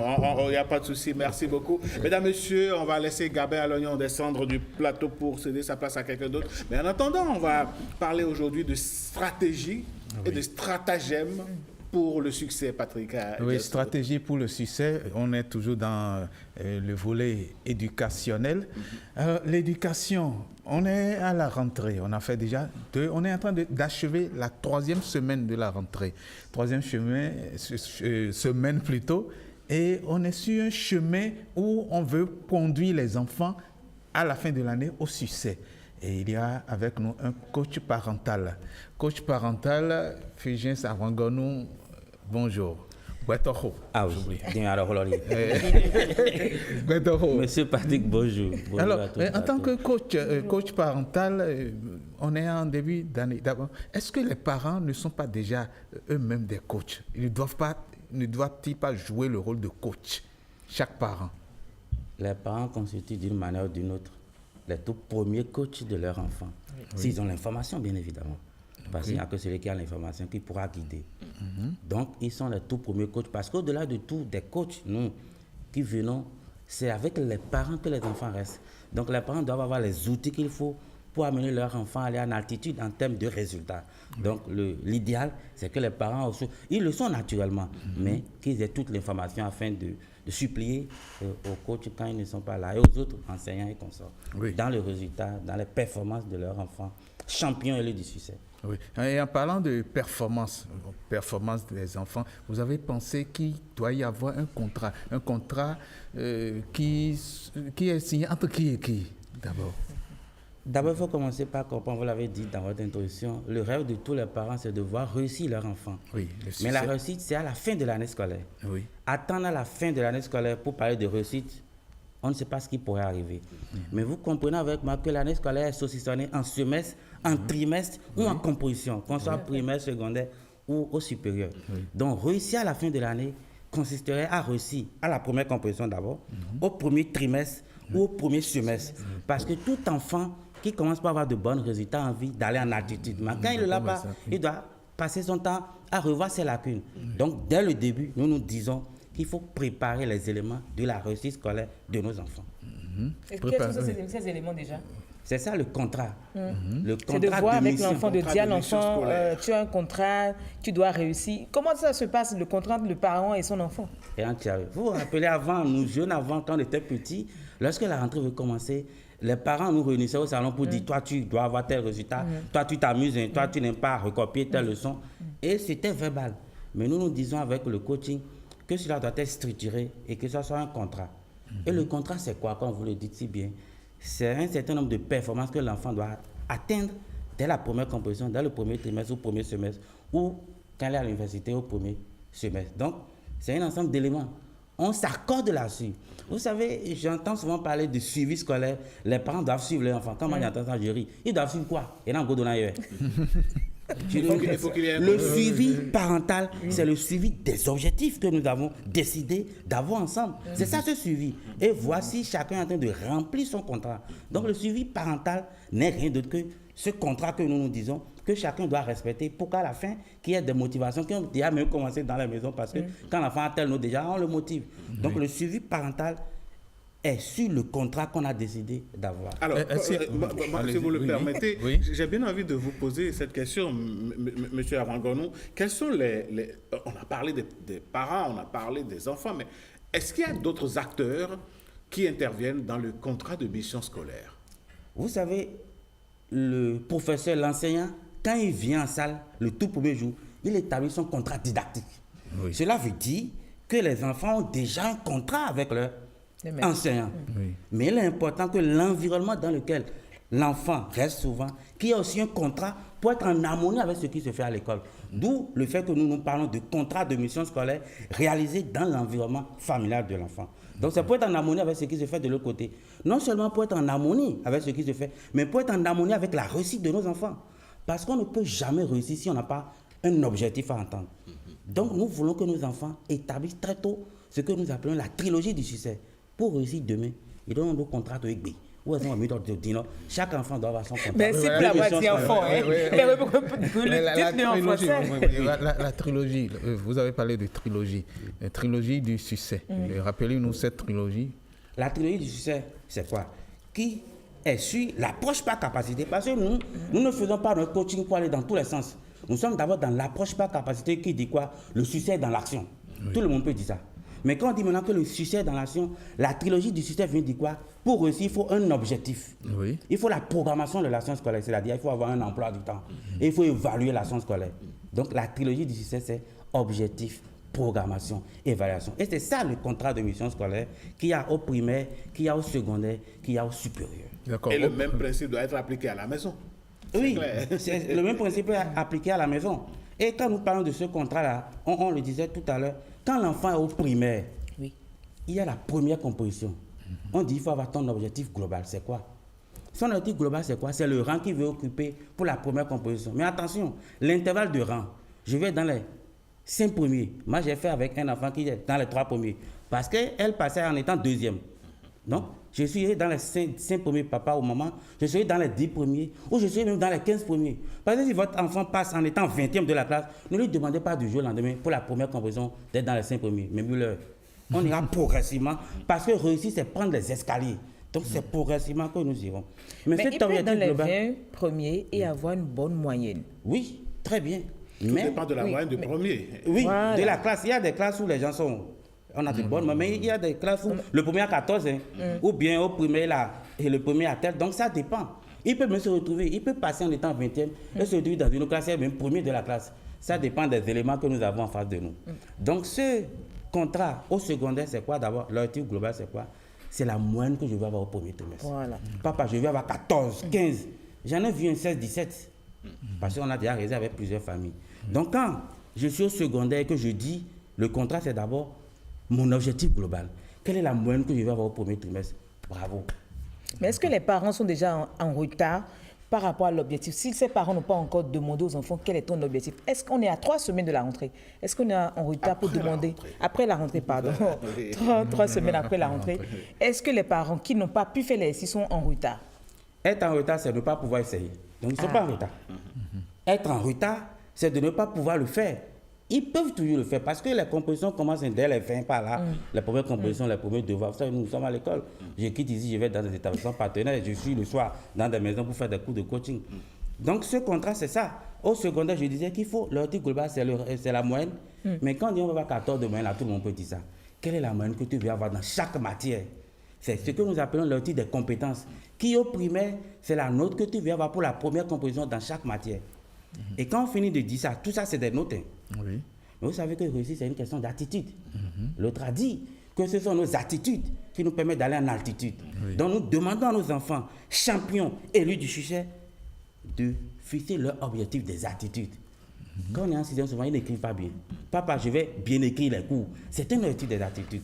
Je vais toujours faire mes exercices. Je vais apprendre mes leçons. Je vais vite rentrer à la maison. Parce que parfois, quitter l'école pour venir à la maison va prendre 30 minutes ou 1 heure. Parce qu'on salue tout le monde sur la voie. C'est bon. Mais on est en train de perdre du temps. Donc, tous ces comportements qui doivent permettre à l'enfant d'aller en attitude, il fixe ça en objectif des attitudes. Quand on a tout ça, on vient de fixer le contrat de mission scolaire. Ce n'est rien d'autre que les objectifs de nos enfants au premier trimestre, pour la première composition ou au premier semestre. Ce contrat, on peut l'avoir comment? Est-ce qu'il y a un test écrit par rapport à ce contrat ou bien chaque parent élabore le contrat à son niveau? Merci à vous, M. Patrick, pour cette belle question. Du haut de nos 10 ans d'expérience de coaching et de nos 43 ans d'expérience, on a tout élaboré. Je dis 43 ans d'expérience. Je n'ai pas 40 ans, mais 10 ans d'expérience de pratique. Vous savez, il suffit d'enseignants. Et je mets les 33 ans d'expérience de ma mère qui m'a conseillé, qui dit on ne peut pas réussir si on n'a pas une vision, si on ne sait pas ce qu'on veut. Mais on ne peut pas réussir aussi sans l'environnement familial. Vous avez parlé tout à l'heure de nutrition. Maman m'a dit une fois, l'enfant qui ne mange pas avant de quitter la maison, qui ne va pas manger à l'école, c'est un problème. Et je me rappelle quand elle est morte, j'ai vu plusieurs personnes qui me disaient, tu sais, c'est ta maman qui me donne le petit déjeuner. Les anciens enseignants, ils n'en font quoi filet. Ils donnent tellement de petits déjeuners. Donc ce travail du gouvernement, de donner à manger à nos enfants, c'est pas mes fanfons. Alors je reviens sur le contrat pour dire. C'est la marque déposée de Fugien Savard. Ah non, c'est un vrai quoi. Quelques phrases en langue nationale, oui. Voilà. Donc je reviens quand même pour dire que ce contrat, il est quand même déjà matérialisé. Nous parlons des cahiers des objectifs. Parce que le coach là, c'est pas celui qui vient dire définition d'objectif. Le coach, c'est une science de l'action, je dis. Nous avons toujours besoin des outils. Pour que quand on dit à un enfant, fixe les objectifs, il doit le faire. Nous avons le cahier des objectifs primaires, secondaires. Nous avons le cahier des objectifs supérieurs. Nous avons le cahier des objectifs pour les parents. Pour que quand on dit objectif, quand on dit contrat, que cela se réalise. Et même cette année, qu'est-ce que nous avons dit? Sur 5 ans, nous devons travailler sur l'effort personnel. Parce qu'on a constaté, ça fait au moins 2019 que le cahier des objectifs est sorti. Nos enfants n'arrivent pas, il faut le dire honnêtement, à faire leur emploi de temps personnel. Parce que l'emploi de temps personnel, c'est souvent comme un calendrier. On fait ça dans la chambre, c'est bon. Mais c'est chaque semaine. Et cette année, qu'est-ce que nous avons dit? Nous avons dit que quand l'enfant fait son emploi de temps le dimanche soir, le parent, le papa ou la maman doit signer. Pour que chaque semaine, on puisse réaliser, on dit, amène ton cahier des objectifs, si tu as fait ton emploi de temps. On fait une évaluation. Et oui, il y a déjà une évaluation dedans, mais le parent signe, et dans nos établissements partenaires, le PP ou le projet de français aussi va veiller à cela. Parce que nous voulons que nos enfants aient au moins, apprennent au moins à avoir un emploi du temps. En tout cas, ce qui est sûr, dans les maisons, si le contrat n'est pas écrit, il est tout au moins verbal. Parce que quand vous quand vous promettez à votre enfant que si tu as tel niveau, si tu as telle réussite, voilà ce que moi je vais faire, c'est déjà un contrat. Et donc, ça a commencé, hein. Voilà, les gens ne pas déjà. Moi, j'ai fait des promesses que j'ai déjà dit que vraiment, tu es en train de me raconter. Voilà. Et donc, non, c'est pas, c'est son droit. Oui, c'est son droit. C'est clair. Fulgence Sarangonou, merci. Patrick Diossou, je pense qu'on a déjà quand même tous les éléments de ce contrat-là. Hein. Et comme l'a dit M. Arangonou, être en retard, c'est de n'avoir pas essayé de le faire. Donc, on peut toujours se rattraper. On peut accorder ne serait-ce que 15, 20, 30 minutes chaque matin ou chaque soir aux enfants, se dire, ben voilà, telle chose. Bon, maintenant, si vous n'êtes pas là souvent, faites alors du rattrapage. Tout est possible pour que les enfants réussissent à l'école. Fulgence Sarangonou, s'il y a un dernier mot, que direz-vous? Oui, le dernier mot, c'est que nous avons décidé de reprogrammer nos enfants au succès. Je prends mon cas, Fulgence Sarangonou, on a dit désormais, nos enfants auront un préfixe normal, ils sont tous des champions. Champions Fulgence Sarangonou, ils sont des élus du succès. Donc désormais, les enfants du Bénin, parce que nous rêvons d'une nation grande, d'une nation championne, désormais, c'est des champions Fulgence Sarangonou, si je prends mon cas, élus du succès. Et il faut que tout le monde rentre dans les rangs.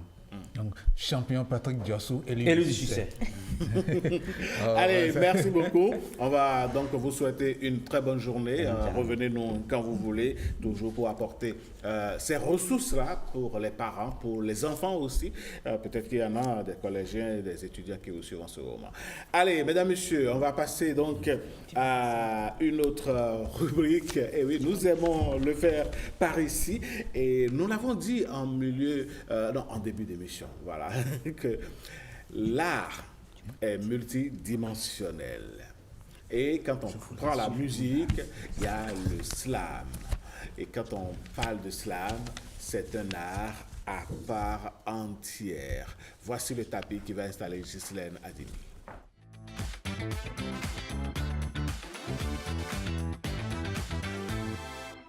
Ghislaine Adimi, bonjour. Bamidele et comment tout en bleu. Attends, c'est Bamidele vraiment, elle est dans le style Bamidele.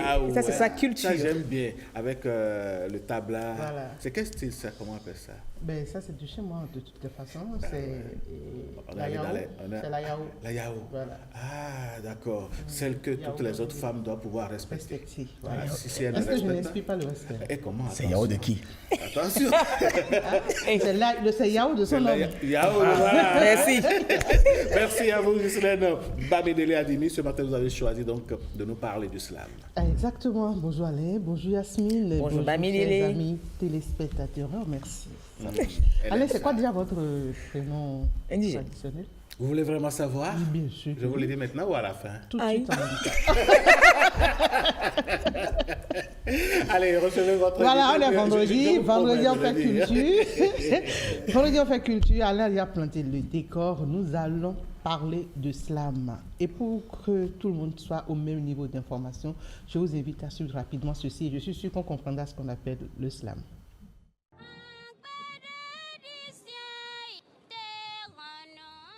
Que celui qui ne provient d'une terre se lève et me lance la première pierre.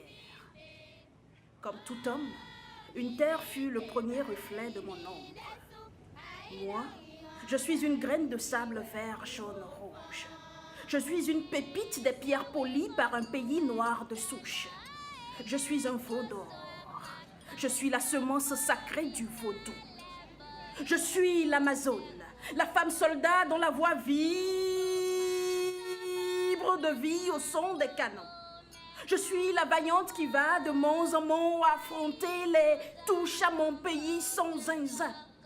Je suis l'étincelle intacte du feu enflammé par Tofa, Akaba, Biokera, Geiso, Glele, Tata Adjache, Tassi Rangbe, Berriansi. Je suis l'enfant qu'appelle l'aube nouvelle et qui répond en me tenant debout pour joindre à cœur joie les deux bouts. Je suis le sel, le sucre, du sol souillé par la sueur des Sounou, Glé, Bénou. Je suis une noix de cola. On m'appelle Nyonou. J'ai mon espace inscrit sur l'échiquier mondial dans le berceau de l'humanité. Cette place pèse plus de 10 millions de têtes bien nourries, mais parfois en panne de maturité. Les autres bébés vivent mieux, mais souvent ils accourent vers nous cueillir de l'hospitalité. Car mon peuple peine peut-être de pain, mais pas de paix. Je suis dans Roma. Je suis Tata Adjache. Je suis Tassi Rambé. Je suis le Bénin. Ah, je suis le Bénin. Très fort. Pas l'applaudir. Ah ouais, vraiment très fort. Comme on le disait tout à l'heure, elle dégage quelque chose. Et le slam, c'est vraiment un art. Et pour mieux parler du slam, nous avons aussi sur ce plateau un slammer, et pas des moindres. C'est Jean Marcus. Bonjour. Bonjour Bamidele. Bonjour Alain. Bonjour, c'est Jean Marcus. Yasmine. C'est Jean. Je suis heureux d'être là. On vient de voir une déclamation de slam. Oui. Le slam en prestation. Alors le slam en mots signifie quoi? Le slam, c'est tout simplement de la poésie. On va dire. La poésie chantée? Déclamée. Ouais, la poésie déclamée avec ou sans fond sonore, avec ou sans musical. Parce qu'en vérité, le slam est né à partir autour des années 1990 avec un Américain qui s'appelle Mark Smith à Chicago, parce que lui, il avait pour intention de démocratiser la poésie, de les sortir des bibliothèques, des centres culturels, d'envoyer la poésie dans la rue, dans les bars, etc. Et donc ça s'appelait The Slams of Poetry, les manches de poésie. D'accord. Et quand c'est arrivé en France, comme en France, ils ont la gymnastique de tordre le cou à beaucoup de choses, linguistiquement parlant, ils ont laissé poetry et ils ont gardé slam. Et donc, aujourd'hui, dans le monde francophone, on parle de slam, mais en vérité, chez les anglophones, les anglo-saxons, on dit poetry. Quand tu vois un Américain, tu dis je fais du slam, what that mean? Parce que slam, c'est des manches, c'est des compétitions. Donc voilà, donc c'est tout simplement de la poésie déclamée avec ou sans fond sonore. Il y a eu le temps des compétitions, il y en a encore. Mais aujourd'hui, on est passé au slam justement musicalisé, où c'est devenu un art à part entière, comme la musique, où on fait aujourd'hui de la musique, des albums de slam, des albums de poésie. Et le plus grand slammer reste pour moi, ça c'est pour moi, grand comme Alain. Oui, c'est ce que vous avez reçu. nous autres spécialistes, on en connaît beaucoup d'autres que vous ne connaissez pas. C'est comme dans le rap, vous allez dire que le plus grand rappeur francophone est peut-être MC Solar. Mais nous, qui sommes dans le rap il y a 30 ans, nous savons qu'il y a beaucoup plus fort que MC Solar. Après, c'est une question de génération. Non, ce n'est pas forcément la génération, c'est une question de spécialité. Moi, je connais le rap, je connais le slam. Et je sais que Grand Rond Malade est fort, mais il a joui de l'industrie musicale et du handicap qu'il a. Et voilà, bref. Moi, par exemple, je n'ai connu le mot slam qu'à travers nos artistes béninois. Voilà. Il faut dire que les artistes béninois en font. On en a tellement. Oui, il faut dire. Ça pousse vraiment à se demander comment est-ce que vous, Béninois, vous êtes arrivés à en faire après toutes ces explications que vous venez de donner. Alors, ayant été de la première génération, je ne me réclame pas être premier, parce qu'en vérité, il y a quelqu'un qui s'appelle Sambi Panou. sans vie par nous, qui est un grand cinéaste bénino-togolais, grand réalisateur, qui a fait de grands films aussi en France, mais qui en 1976 déjà a fait du slam avec un groupe de jazz américain. Donc en vérité, on n'a rien inventé notre génération. L'autre aspect des choses, c'est que vous connaissez Florent Eustache-Ressou, vous connaissez Flo de Hesse, vous connaissez Gogo, Jean-Marie Badou, père son âme. Au sein du Panlinga et d'autres, ils faisaient ce qu'ils appelaient le gueulois poétique. Et c'est là, avec les gueulois poétiques, je pense aussi à celui qui a été directeur du FITEB, Éric Hector Rompet. Oui. Donc, il faisait le gaulois poétique. Donc, en vérité, les slammeurs, nous n'avons rien inventé. Mais vous avez justement de citer Flo de Hesse, Florent Eustache-Ressou, qui est journaliste. Serge Marcus également est journaliste. Est-ce à dire que les pionniers du slam au Bénin sont partis des acteurs des médias? Il faut nous le dire tout de suite. Bon, je vais vous le dire. Et s'il y a de l'argent là-bas, il faut nous le dire. En vérité, c'est que la poésie, c'est de l'écriture. L'écriture et le journalisme vont de pair. On ne peut jamais faire le journalisme sans l'écriture. Enfin, ça va être difficile. La plupart, les premiers journalistes africains sont des écrivains. Et donc, on ne peut pas faire du slam sans en avoir dans la tête. Qu'on le fasse en fongbe, en gongbe, en adjagbe, il faut en avoir de la tête. Au moins, nous, puisque moi je suis parti du rap au slam, au moins ça m'éloigne de la précarité intellectuelle qui fulmine là-bas, parce que en vérité, aujourd'hui, il faut écrire pour dire des choses vraies. Et pour écrire correctement, il faut se cultiver. Il faut se cultiver. Donc, comme tu le dis, moi, je suis journaliste depuis 1996. Je suis producteur d'une émission télé et j'ai travaillé... Bref, parce qu'on dit des mots qu'on n'a pas autre chose qu'on sait faire.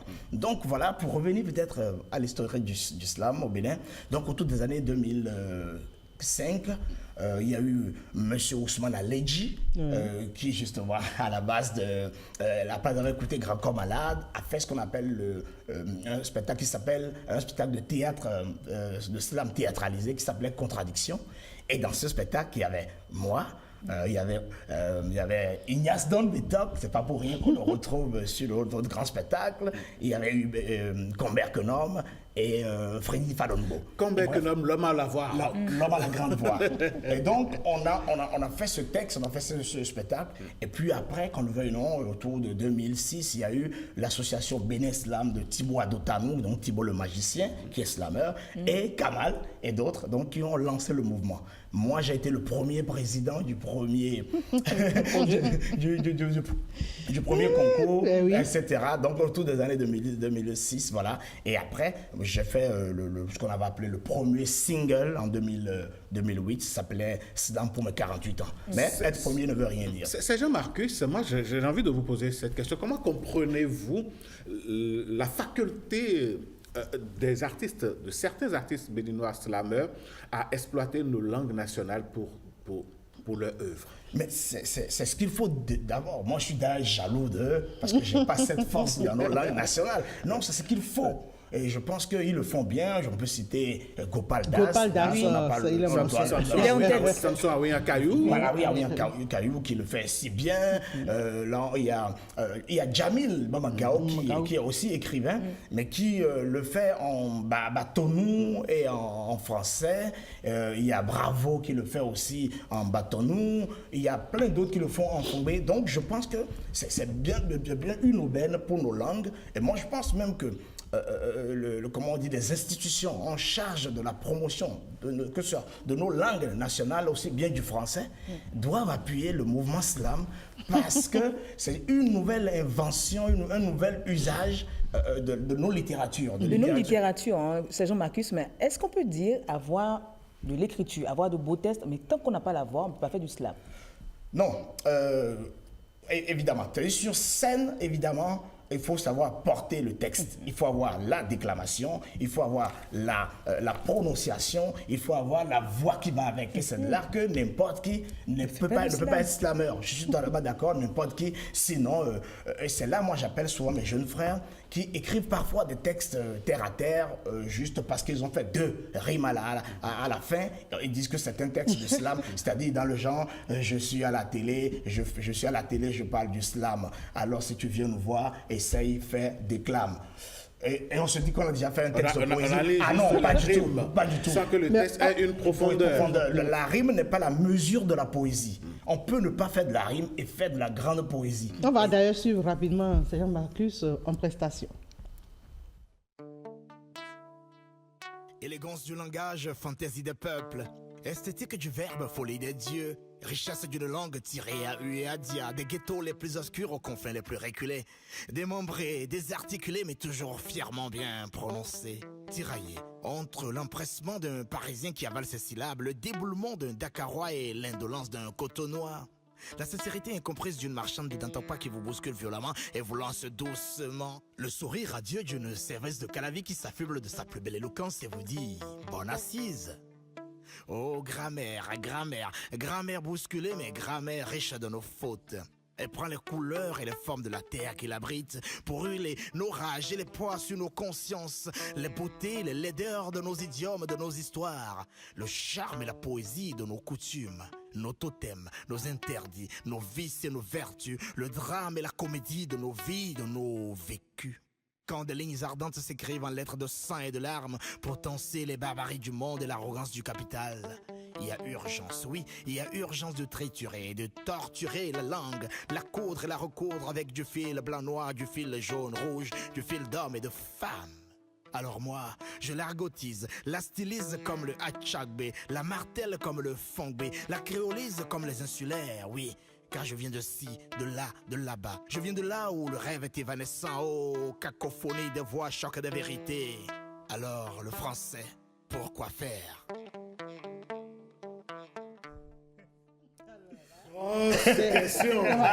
Vous voyez, quand on suit nos slameurs dans leur déclamation, est-ce qu'on ne peut pas dire que le slam a de beaux jours au Bénin? Ah mais bien sûr. Absolument.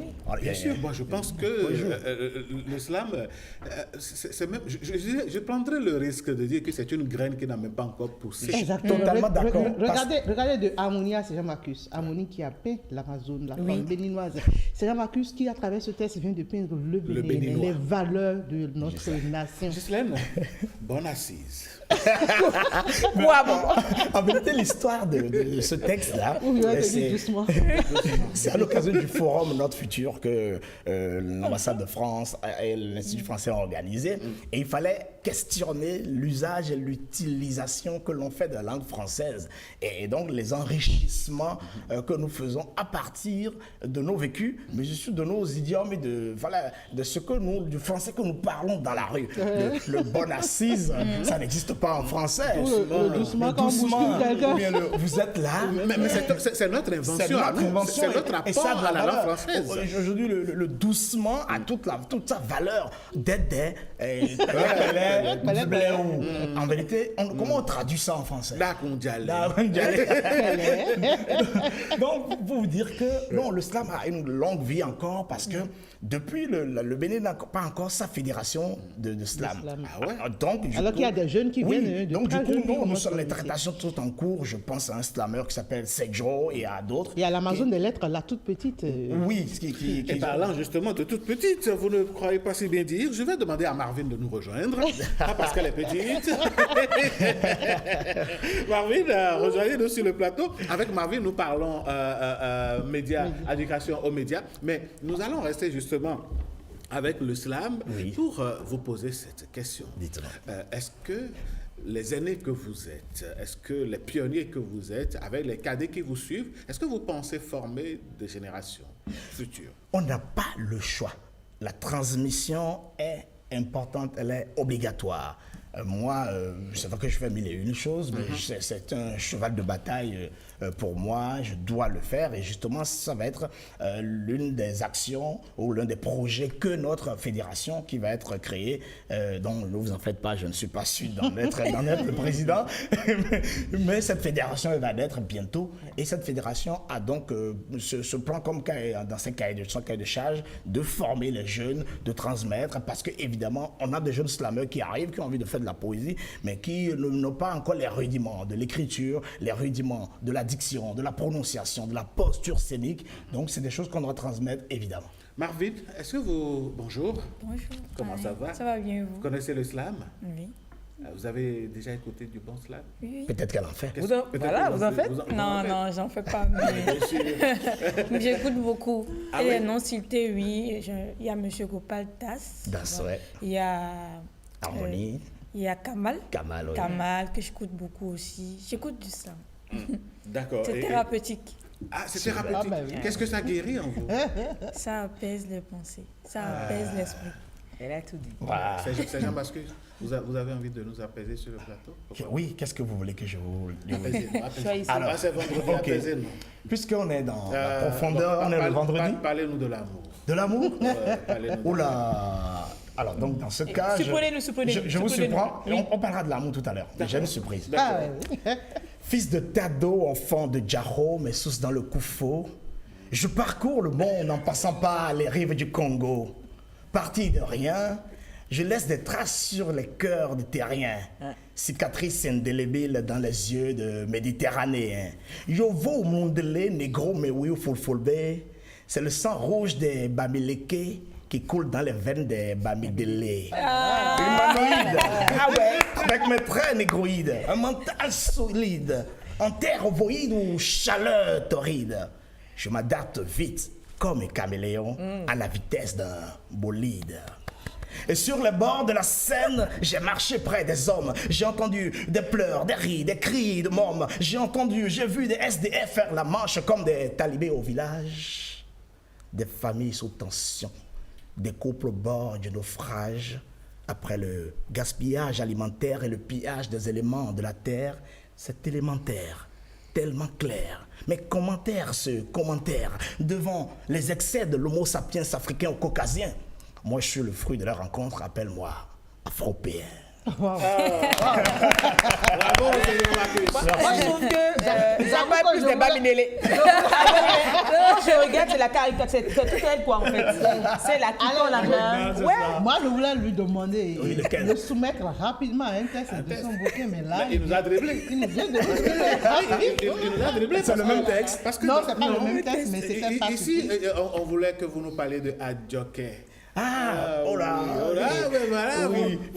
Après ou avant? J'y vais. D'accord. En fait, non, il faut donner parce que ce texte, je ne le plus pas. Donne quand même. En fait, je ne me souviens plus de ça. Stella Adjoke, c'est une.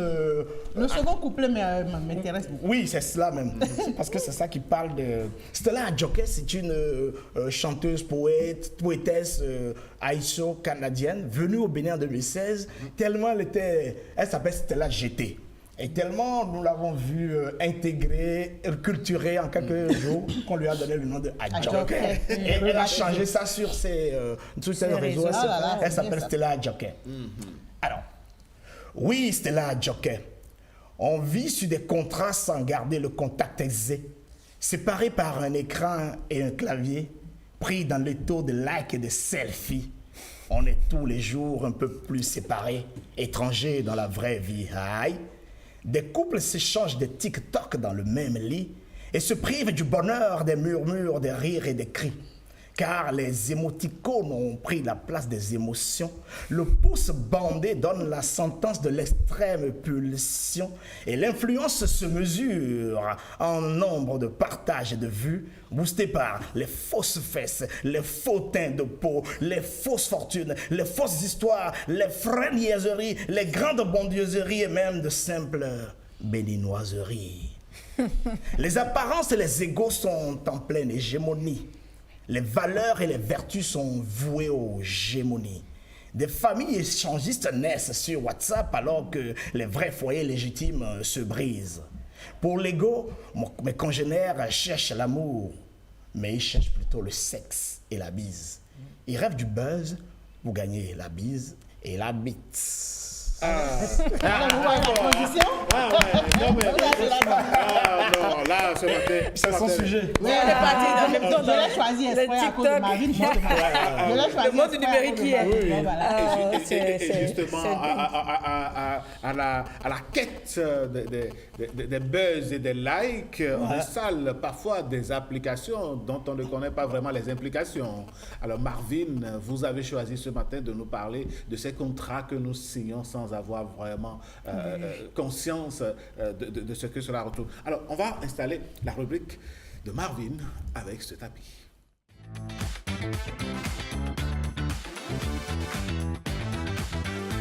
C'est pas fait du slam là, Alain. Pardon? Ça va être fait du slam là. Ah, oui, le slam c'est contagieux. Mais quand on est littéraire, parfois... Il y a des briques de slam qui donnent. Voilà, je me rappelle que c'est en classe de CM... de CM que j'ai écrit mon premier poème. C'est ça. Mais Alain va nous faire peut-être sa déclaration tout à l'heure. Ah, pourquoi pas? Peut-être une déclaration d'amour. Ouais, on verra Donc, bien. pendant que Marvin est de l'amour tout à l'heure. Ah oui, ça c'est clair. On verra bien. Pour les femmes. Tout est possible. Vendredi, tout est possible. Tout est permis. Ne vous en faites pas. Marvin, oui. Bonjour à nouveau. Bonjour Alain. Quels sont ces contrats que nous acceptons? On voit la case, on dit j'accepte. Paf. Oui. Bon, moi, je vais essayer de faire un peu de slam d'abord. Les conditions d'utilisation nous mettent dans des situations. Carrément. Tout le monde dans le slam. Alors, on signe en fait des conditions d'utilisation qu'on ne lit pas réellement sur les réseaux. À chaque fois qu'on veut se mettre sur une application ou aller sur une plateforme, on nous met accepter les conditions d'utilisation et par réflexe, on clique sur accepter sans le lire. Et c'est l'erreur là que fait des millions de jeunes, des millions de personnes chaque jour que Dieu fait.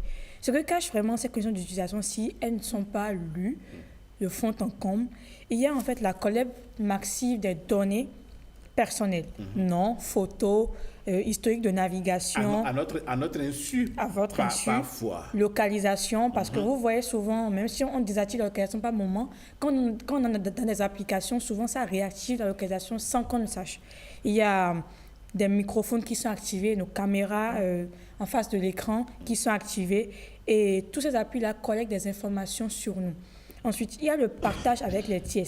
Les données personnelles qui sont recueillies sur les bases d'acceptation de conditions d'utilisation sont vendues à des entreprises pour qu'ils puissent dresser des profils exacts ou bien similaires à ce que nous on fait, similaires à notre mode de navigation, similaires à notre mode de fonctionnement ou notre historique d'achat. Ce que vous dites là, je ne vous arrête pas, c'est ça qui explique le fait que, par exemple, quand vous allez sur un réseau social comme TikTok ou bien YouTube, et vous recherchez, peut-être chapeau, par exemple, la prochaine fois, c'est chapeau qui arrive. Oui, quand on va dans Google, on tape chapeau.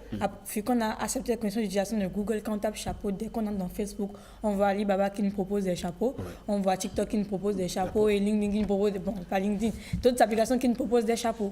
Donc c'est ça. En fait, c'est toute une liaison et on se dit, lui là, comme historique d'achat, les chapeaux, donc on lui propose des chapeaux. Est-ce qu'il y a des conséquences cachées derrière l'acceptation de ces conditions d'utilisation? Oui, comme je l'ai dit, ces données peuvent être utilisées pour cibler avec des publicités. On cible avec des publicités parce qu'il y a des entreprises qui payent. Vu qu'on fait une publicité payante, on achète et avec votre historique d'achat, on peut cibler exactement que vous. Donc vous allez vous mettre à acheter parce que vous voyez beaucoup la chose. Donc vous achetez. Ensuite, il y a des contenus privés qui peuvent être exploités commercialement. Ensuite, il y a des plateformes qui peuvent revendiquer leur utilisation sur vous. Ils peuvent dire que votre profil les appartient ou votre image. Vous avez signé la question d'utilisation que votre image, en fait, elle ne vous appartient plus, qu'elle les appartient à eux. Donc, elles peuvent être utilisées également. Et pour se protéger, il faut lire au moins les sections clés, vie privée, collection de données et droits. Mais parfois, on est tellement pressé. C'est pas évident. Au-delà d'être pressé, les caractères sont petits et le test est long. Justement, c'est l'effet qu'ils ont voulu générer. On sait qu'on n'aime pas lire. Et que cette utilisation, souvent, ça fait près de 20 pages. 20 pages. Ils le font exprès. Mais quand tu arrives à le lire une seule fois, tu peux cerner pour toutes les plateformes. On le lit une fois, elle dit, est-ce qu'on pourra réellement lire avant de dire j'accepte? Ben, bien sûr, ça c'est une question de patience. Oui, c'est une question de patience. Moi, je l'ai lu une fois. Ça fait près de... Mais en tant que spécialiste. 12 à 10. Et effectivement, ça... Il faut vraiment tenir. Parce que je te dis, bon, c'est clair, c'est comme un contrat qu'on veut te faire signer, mais on écrit en minuscule quelque chose là, mais dès que tu coches, c'est que c'est bon. Marvin Promesse, dites-nous, est-ce que, c'est une question basique que je voudrais bien vous poser.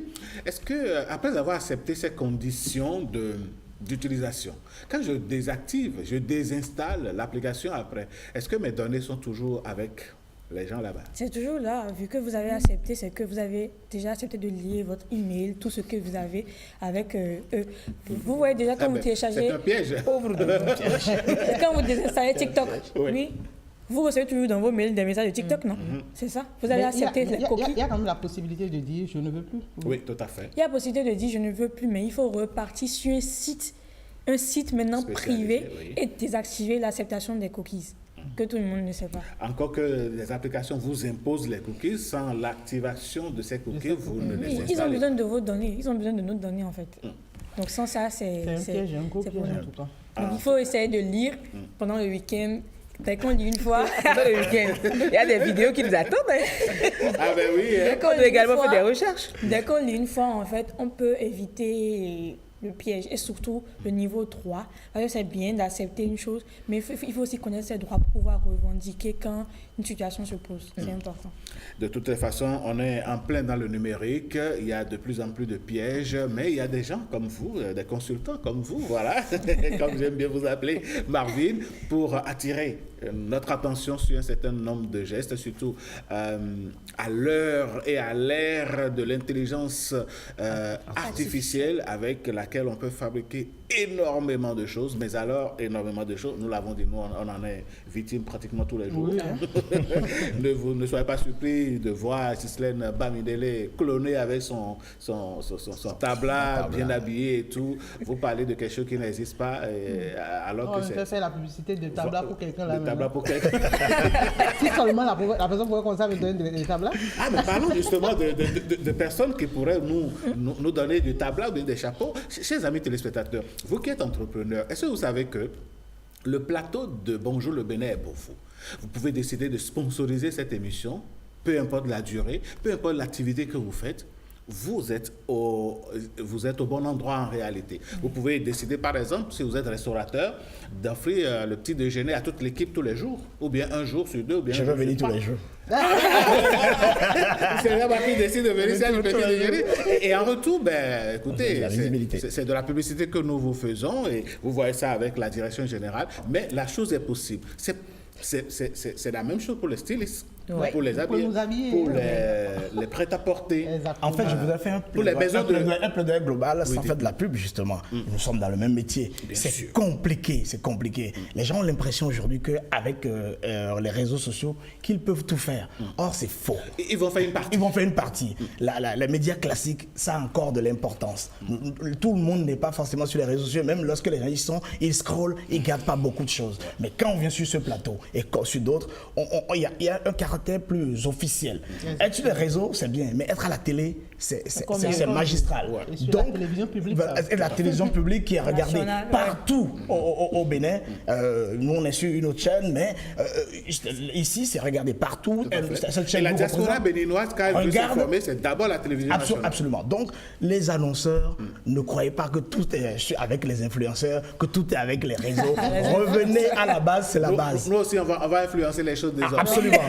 On influence déjà. On ne fait pas de la publicité, c'est tout. Ça, c'est clair. Peut-être que prochainement, il y aura une maison de vente de voitures au Bénin qui va dire, bon, écoutez, je donne une voiture à chaque membre de l'équipe, carrément une voiture à l'équipe. Ça nous permettra, par exemple, de prendre cette voiture, indépendamment des véhicules de l'OTB, de la SRTB, d'aller en reportage rapidement, parce que l'événement est chaud, il faut... Donc, chers amis, c'est une demande. En vérité, ce n'est pas une utopie.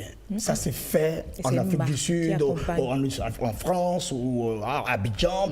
Les présentateurs, les journalistes vivent de leur métier parce que les marques se positionnent. Une voiture pour un présentateur, c'est rien en vérité. Mais ça peut se rendre stabilité, en visibilité pendant de longs mois. Quoi. Mais offre-nous une voiture. Offre-nous des voitures. C'est plus l'habillement maintenant. Le pari est pris. Et je ne serais pas surpris que des annonceurs viennent sur cette émission matinale, nous accompagnent, et puis on fera le bilan. Nous-mêmes, on viendra peut-être vers vous, pourquoi pas, on va se transformer en agent commercial. Pour que notre émission soit beaucoup plus relaxe, c'est vrai, on est très sérieux, on aborde des sujets très sérieux, mais rassurez-vous, cette émission vous sera présentée dans un style assez relax. Alors, Seigneur Marcus, vous ne pouvez pas partir de ce plateau sans parler de ce livre. Vaudou Gospel. Et livre, album.